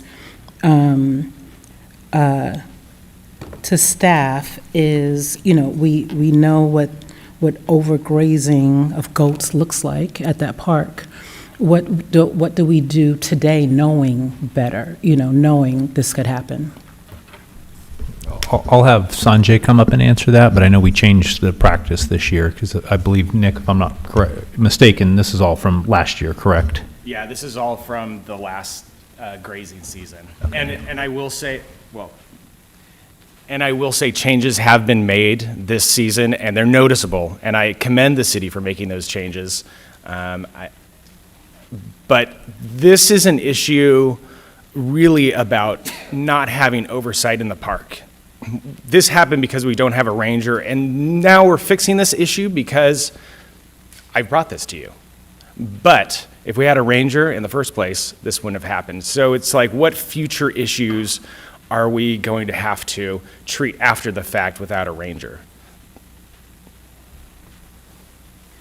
Yeah, just to add to that, yes, this issue was actually brought to us from the RCAG committee, and after knowing that, we had actually staff talk to the grazer and with the fire department and just readjust where and how to graze. That we did only after feedback from the RCAG committee. Councilwoman Williams, did you have a follow-up there? I think I didn't quite catch. I think, well, no, I don't want to suppose I understood what you said. So the grazing patterns have been reassigned, meaning where to graze and how to graze and how many times. Those got discussed with the landscape contractor, and that's what we really fixed this time. Got it, thank you. Councilman Doug. A question for our city manager. Where are we at possibly bringing on a ranger? Do we have anything in the near future? Do you have anybody along the line? Has a RFP went out? Where are we at with that? No, this is, so, one of the things that I explained to the RCAC committee at their last meeting was one of the problems that we have in terms of the park rangering program in general, and I've talked to most all of you, I believe, in one-on-ones and explained this in the past.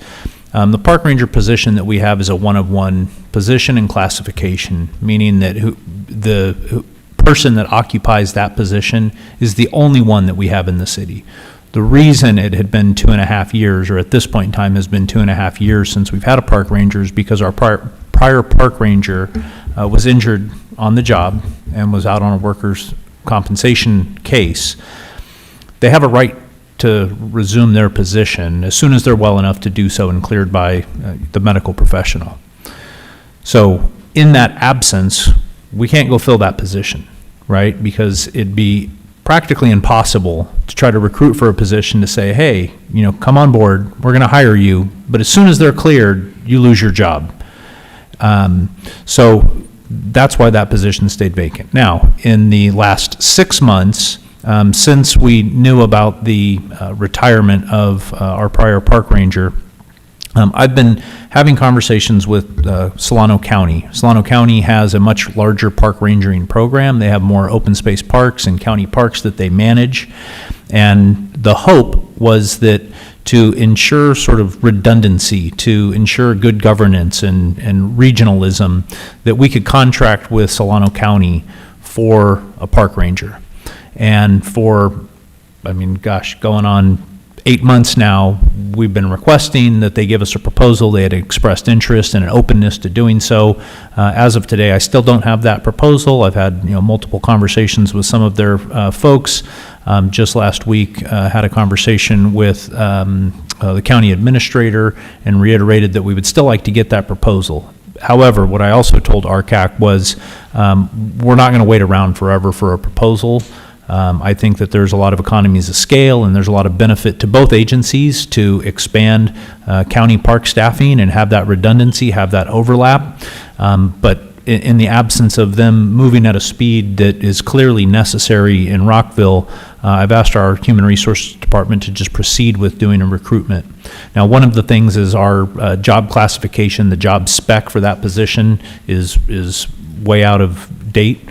So Human Resources was doing an audit of other park rangering positions with other organizations just to make sure that before we go and float that recruitment, float that position as an open position that we're hiring for, that we're correcting to make sure that it's within market.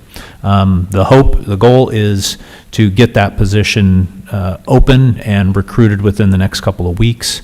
And at the same time, what we talked with RCAC about was that usually takes us, right, it's anywhere between 4, sometimes 6 months for recruitment of a position. For one, we don't know what the candidate pool is, but ultimately it takes us some time to float the position, have it open for a while, then do resume review, then set up interviews. So in the meantime, still hopeful to get a proposal from the county that then we can go back to RCAC and talk about and see if they have any recommendations based on what that looks like. And we're also going to check sort of private sector to see if there's any private sector organizations that might provide park rangering services on contract, again, with the primary goal of not putting ourselves into a position with another one-of-one classification as an organization. And hopefully it would never happen, but 5 years from now, right, some individual gets injured again on the job, and then we end up being in the same exact position that we were previously in, which led to some of the unfortunate slip and oversight on activities out in Rockville. Thank you. Do please. When this individual first went on leave, did the city explore contracting the service out at that point in time? I talked to the county probably 2 years ago about the possibility of contracting for these services. The other question would be, did we ever consider adding a second park ranger? Well, we've considered it, but as a friendly reminder, you're running about an $11 million deficit right now. And for the last few years, we've essentially made it that, position ads are just not something that the city is in a position to do. Got it. Thank you. If I may. Yes, sir. I can't tell you actually to speak, but the mayor can. It's okay. The RCAC has copies of the Rockville Hills management plan, and the management plan is I think was enacted in maybe 2006-ish? 2002. At that time, it stated two full-time rangers is what the park needed. And because of the financial circumstances of the city, what the ranger has done really resourcefully has executed brilliantly a robust volunteer program, which is now defunct. And so it's kind of a multiplier effect. So I think we're really excited to have a ranger come back so we can help jumpstart that volunteer program. We have a list of people ready to play. We just got to get there. I guess, Mayor, my only comment would be I'd like to state for the record that I am pro park ranger. Thank you, Mayor. I like that. Councilman Panduro? Thank you. No, I was just going to say thank you both for your commitment and care to the park. It is truly a gem, and absolutely oversight is needed. So looking forward to the progress moving forward. Thank you. Councilman Tonneson, anything? Councilman Doug, did you have something else? Yeah. Sure. I have a couple of questions, if you don't mind. Yeah. First, thank you for everything. And you already have folks who want to volunteer there. And I know Terry was very good about that. I was good friends. I am friends with her. We miss her. Yes, so do I. And I know that she would like to be here, as you know. So here's my first question. Fire season, the Manzanita, did he say, have they been cut down? Or are they still just the way they look right there, but black? They're just black, and they're the way they look, but blacker. I grew up around Manzanita, and Manzanita, the fire folks can tell you, especially if it's dead, they burn like torches. So I'm wondering if there's some way to get them all cut down to the ground at least. I know we don't have a lot of folks we'll look working to into do it. that, but I'm worried about fire. It's not something we've discussed together, but we do discuss that annually. There's a really robust assessment of the fuels, the fire fuels in the park. And there really is an aggressive mitigation program there. Yes. That is in collaboration with the fire department. So Yes. they have not flagged that. Oh. And I know that there's a lot of, if you go, you see the brush cleared every year, you see the fire piles, they do burns in the winter. Yes. So I have a lot of faith that they're really on top of that, even though, maybe next season as those continue to dry, they will probably have to start doing some continued. Because they have some oils in them. And I mean, I know because I used to break some of them, excuse me, but, because they're beautiful and take them home and anyway, I was a kid, so I wouldn't do that now. Thank you for that. And the other thing is, your presentation said that seeds can live for a long time in the ground. Yeah, 40 years. Do we know if there are seeds down in there, if the tree or the bush tree I'm has sure, passed? I'm sure there are because those bushes all are very prolific at forming berries, and so I'm sure those are in the soil. And they think that they might even last longer than 40 years. It's just rodents and other animals will eat them over time. So the potential is there to last even longer than that. But yeah, I'm sure there are some in the soil. But again, like I said, they really need fire to activate them. Yes. And so that's kind of, that's why you don't see very many new manzanitas in California, is because we've eliminated those burns,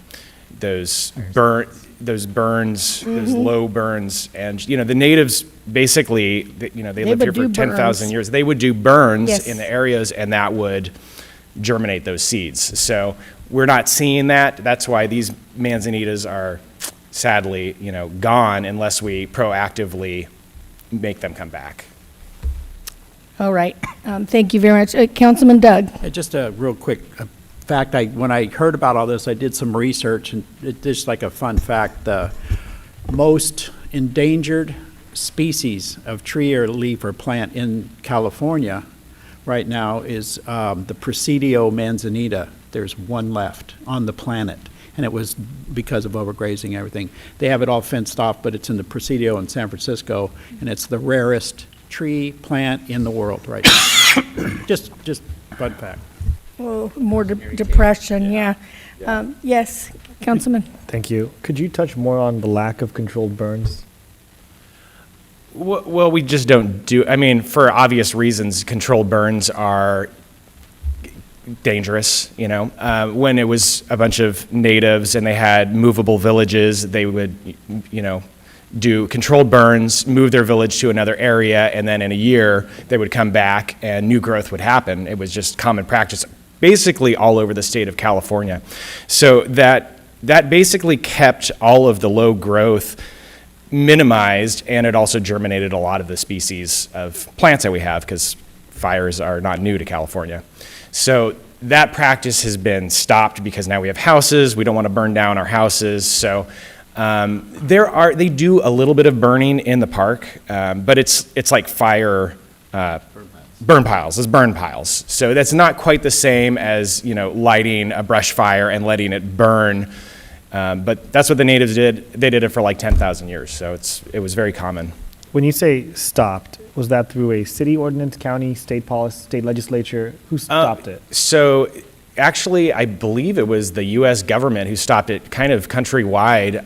I don't know when it happened, but you know, the Forest Service is basically responsible. And you know, now we're learning more about this, and we're learning more about what these native communities did, and we're learning that, you know, California wasn't wild. It was actually a giant managed landmass by these peoples for thousands of years, and fire was a big part of that process. So after we, you know, 100 years ago, when we stopped burning, all this plant growth happened, all of the, you know, the undergrowth, and that slowly choked out bigger species, created, you know, a big mass of fuel, and that's why we're seeing such bad fires. That mass of fuel dried out, and now when fires happen, instead of it just being a low and slow fire, it's a big fire that burns up big trees. So it's all kind of changed based on our practices for the last 100 years. Does Rockville Regional Park fall under the jurisdiction of the U.S. Forest Service? No, we're owned by Fairfield. But you just brought up the Forest Service. Yeah. So I'm just curious I'm trying to understand who dictates the policy on this. If we did? Oh, for our part. Yes, because you brought up the Forest Service. I'm trying to find out who has control on this. I think it's you. I think it's the city and. Have we declared, from a council ordinance perspective, that we will not do controlled burns? No, this practice itself has been stopped for over 100 years. That's what it's saying. And because it's not being practiced for so long, and because of the fire risks have actually increased in all over California, so this is not recommended because of it could actually incite other fires or other structure destruction and all that. So, yeah. We've got a fire chief right here. I will say really quick, if you are interested in learning more about this, this book is very good. It's called Tending the Wild by M. Cat Anderson. I highly recommend it. It talks a lot about the native history and their burning practices and why it stopped. Thank you. Hey, Chief. Good evening, Council. So this is a very complicated subject, as you can imagine, but as it pertains to Rockville Hills Park, so CAL FIRE, that's part of the SRA, so it's state responsibility area. We do protect it as part of our contract with Cordelia Fire Protection District because they previously were responsible for it before. I agree with the grazing issues and everything that we've had. As far as control burns in the park, it is pretty dangerous just because of the WUI, the interface there. So we've typically gone with the grazing. CAL FIRE does do the mitigation projects, which is consists of the burn piles. So, and as far as like all the regulations of control burns, who controls that? In the park itself, it's CAL FIRE. And so they do the project, and I think the RCAT can tell you, these go on throughout the winter. In the springtime, they usually halt them during the summer because of the danger. And then as far as the Forest Service is concerned, so you have many entities that control land in the United States: Bureau of Land Management, Farm Bureau, U.S. Forest Service, CAL FIRE, local jurisdictions, federal jurisdictions. It goes on and on. So those are the people that are responsible for certain areas of land. Sometimes they overlap, but with Rockville specific, I won't bore you guys anymore. It is CAL FIRE and then us. In the Bay Area Air Quality Management District. Yeah, that is part of it as well. When you get burn permits, it costs a lot through them, a lot. Sure. Yep. Yeah. Thank you, Chief. My final question for you, gentlemen. You guys have come a few times, and it's a pleasure to have you guys back. If you don't mind just concluding one thing for me, if there was one, what are your asks from us? If you don't mind me asking, like, the 1 to 3 things. It's funny, I had this a very similar but quite abbreviated conversation with Councilwoman Penduro, but I think our first ask is prioritize getting a ranger in the park. We're going to take this one priority at a time. You guys have a lot to deal with.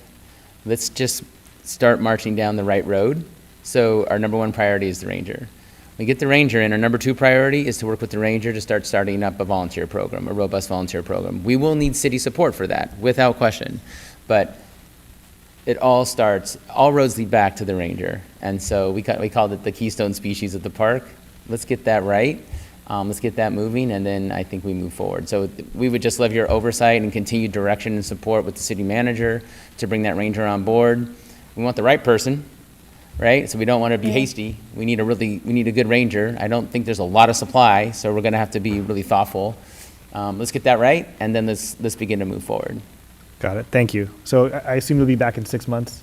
We'd like to continue this conversation. We won't always talk about the manzanitas. We'll talk about the priorities, progress, just to make sure you're informed. We went a really long time without a proper update to the council, and so we'd like some time about every 6 months to give you an update.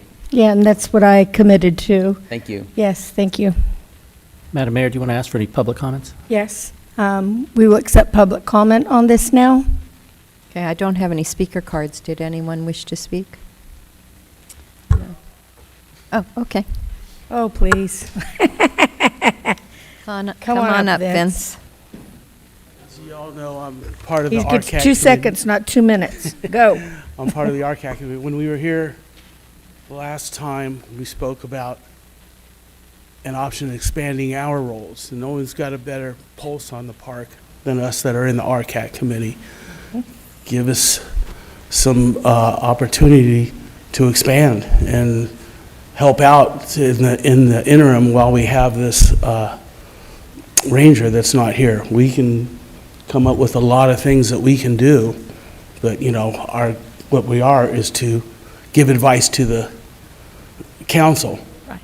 But we're here. Put us to work. Expand our roles, and we can give you options on what exactly we can offer. Thank you, and I know you know the area very well because you live next door. Yeah, so you please know hold off on the burns. You know, hold off on the burns. Thank you, Vince. Thanks. All right, so now we are going to,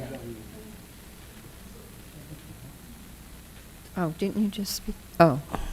Oh, okay. come on up, sir. I know, stay on subject, I am. Speaking on communities, I don't know if they can answer or you can answer. How do you join an actual committee that's interested? And then I know this is the second question. Is that one of those programs as a former convict? Is that one of the programs that they use the prisoners for the fire department? Or no, I'm just curious on that. Just curious on that. Our committee? No, I'm just saying like the volunteers. Yeah, do they use the volunteers from the prisons? Is that one of those ones? No, Okay. the volunteers are volunteers. They're just citizens who want to donate their time to the park, and they build trails, they show people around, they make sure the park runs smoothly. Unfortunately, they have not been able to be there because without the ranger, they're not allowed to be. So they are gone. Madam Mayor, I suggest, Yes. Mr. Green sounds very interested. I think maybe he could talk to the RCAC committee out back in the lobby. I think those are some good questions. And later with the clerk, if you would like to fill out an application, to work, to maybe work with this or any of the committees, fill out an app and then our group will interview you. Yeah, so Okay? I'm kind of getting my strength back and I'm ready to work. Make some Right money. on. You know what I'm saying? My back, That- I'm with you. I I travel appreciate an it. hour It'll just do to you get good. chiropractors, you know what I'm talking It'll about? do you good. Yeah, you know what I mean? Thank you. Thank you. All right, we're going to go ahead and then move on to public hearings. Public hearings, M1, 2025 Urban Water Management Plan Update. Public hearing regarding the draft 2025 City of Fairfield Urban Water Management Plan. And our presenter is Michael Heather, Assistant Public Works Director, Utilities. All right. Good evening, Madam Mayor, Fairfield City Council members. This item requires a public hearing to receive input on updates to the city's draft urban water management plan and draft water shortage contingency plan, both of which are planning documents examining the city's preparation for long-term water use. Tonight's agenda item consists of a brief presentation and a public hearing to answer any questions on this item. So as I see it, we're going to answer three basic questions. We'll very briefly outline the Urban Water Management Planning Act. I'll briefly describe current conditions of the city's water supplies, and then I'll outline next steps. The Urban Water Management Planning Act was adopted in 1983. Urban water management plans are intended to support long-term water resource planning to ensure that we can meet future needs. Two primary requirements of the Act involve verifying the adequacy of our long-term water supplies, as well as ensure that we have multiple strategies in place to deal with a significant water shortage. We rely on two surface water sources. All of you have heard my spiel. Those are being Lake Berryessa and the Sacramento-San Joaquin Delta. Currently, we all know that Lake Berryessa is near capacity, but did not spill this year. To us, Lake Berryessa is that water source that allows us to comfortably make it through a period of several dry years. Second water source is diverted out of the Delta. State Water Project comes from the Delta, is diverted out of Barker Slough and conveyed through the North Bay Aqueduct. Because our state water project allocations fluctuate from year to year, we can bank carryover from during certain years when we have excess water. All the storage related to state water project is stored in the San Luis Reservoir. To date, that has not spilled, and I don't see any circumstance where that would spill. This final graph depicts projections of the city's water supplies as compared to projected demands over the next 5 years. As you can see, our water supply is much greater than our projected demands over the next several years. In summarizing the condition of the city's water supply, we're still going to use common sense conservation measures that we've always done. In the event of a drought, we will rely on Lake Berryessa to get us through several dry years, and if needed, we'll enact call or emergency water agreements that we already have in place. So next steps, complete the public hearing, incorporate any comments and revisions if we have any. Council adoption is scheduled for June 16th. We will then submit plans by July 1st, and we will continue to engage with the community as we do all year long to conserve. And with that, I'll take any questions. I'm going to go ahead and open the public hearing. Thank you, Madam. Any speakers on this one? Did anyone wish to speak on this matter? No. Nobody online? No, there's no one left online. All right, I'll close the public hearing, bring it back to the council. Any questions, comments? Thank you for your presentation. All right, I'll entertain a motion then. Actually, Madam Mayor, there's no need for action You at this don't need point. to? This was just a legal requirement to hold the hearing in anticipation of bringing the final I version to you. gotcha. All right, thank you very much. All right, and so next, and thank you very much, Michael, as always. We are going to have item P2, please. Item M2, public hearing regarding vacancies for calendar year 2025, recruitment and retention efforts for calendar year 2025 as required under Assembly Bill 2561, Government Code Section 3502.010, 3.3 regarding vacancies, and our presenter is Angela Broaddus, Human Resources Manager. And Madam Mayor, just as a reminder, this is also a requirement for a public hearing, but no action need be taken. Okay, thank you. Good evening, council members. Thank you for your time this evening. This is our second presentation under AB 2561. This will be annual going forward. AB 2561 went into effect last January, recognizing the impact that workload demands caused by vacancies have on our city employees, and we are required to hold at least one public hearing before the governing board each fiscal year prior to the adoption of the budget. We present on the status of vacancies, our recruitment and retention efforts, and identifying any changes to policies or procedures that may be presenting obstacles in the recruitment and hiring process. If the vacancy rate for any represented bargaining unit is at or above 20%, there are additional reporting requirements. Again, I'm happy to report that we are well below that threshold identified by the state. So we are presenting on calendar year 2025. Our overall average vacancy rate was 5.4%, and that's down 1% from calendar year 2024. For our represented bargaining units, which is what we are required to present on, the average vacancy rate was 4.9%. Our comparable agencies reported an average of 8.8% for those that responded to our survey. So we created 88 vacancies in calendar year 2025, and we filled 46. That does seem low, but there are a couple reasons. Certainly with the work that we're doing on our budget, some departments are holding to see the operational impacts of vacancies and where it's necessary to fill or not backfill. Likewise, some of the positions that were vacant in 2025 could have been filled in calendar year 2026, so they're not quite captured in the reporting here.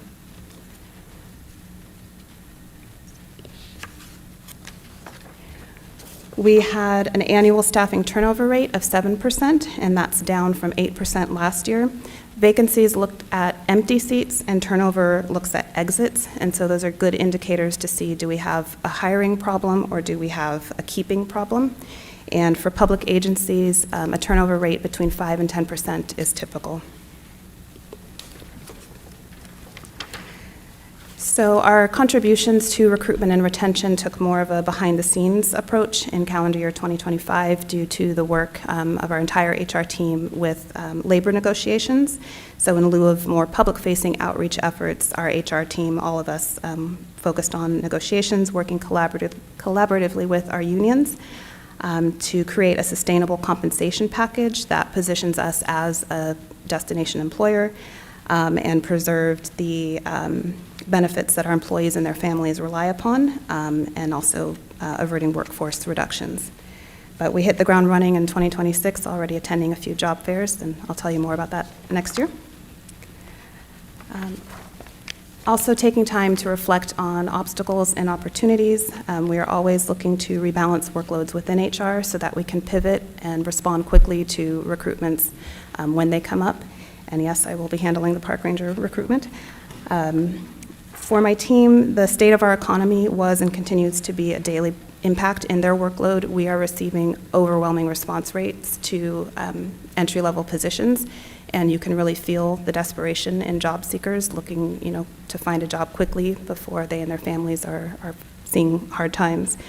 But we view that as an opportunity to help our hiring departments find, the next generation of talent, and working with them to help train and hopefully retain, adding them to our workforce.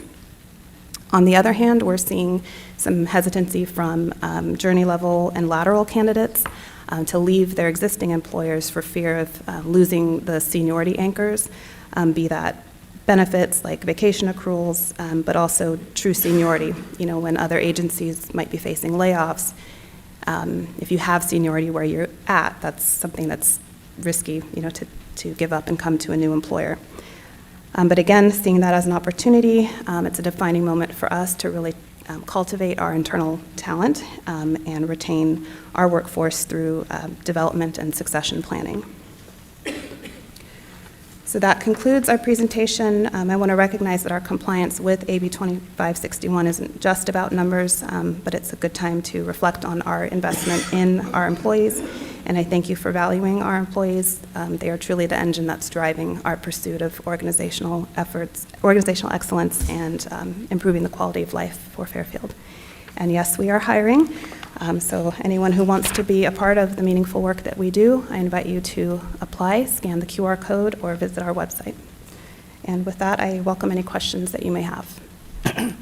I'm going to open the public hearing. Anybody to speak on it? I don't have any speaker cards. Did anyone wish to speak? No? Okay. Nobody online? All right. Okay, I'll close the public hearing and bring it back to the council. Yes, Councilman Doug. How many open positions are we hiring for right now? I was so focused on 2025. I think we've got about 10 open currently. In various, what type of jobs? Anything at like public work, or is it a mix? Yes, we are currently hiring planning manager in community and economic development. We have a recruitment for our director of housing services, a variety of positions, associate civil engineer, senior civil engineer in public works, and a variety of parks and recreation. Thank you. And police officers, Thank you for of your course. presentation. Okay. Thank you. All right, so I guess that's it. We don't need to give direction or anything. Is that correct? All right, very good. So now we're going to go ahead and adjourn. How about that? Thank you all very much.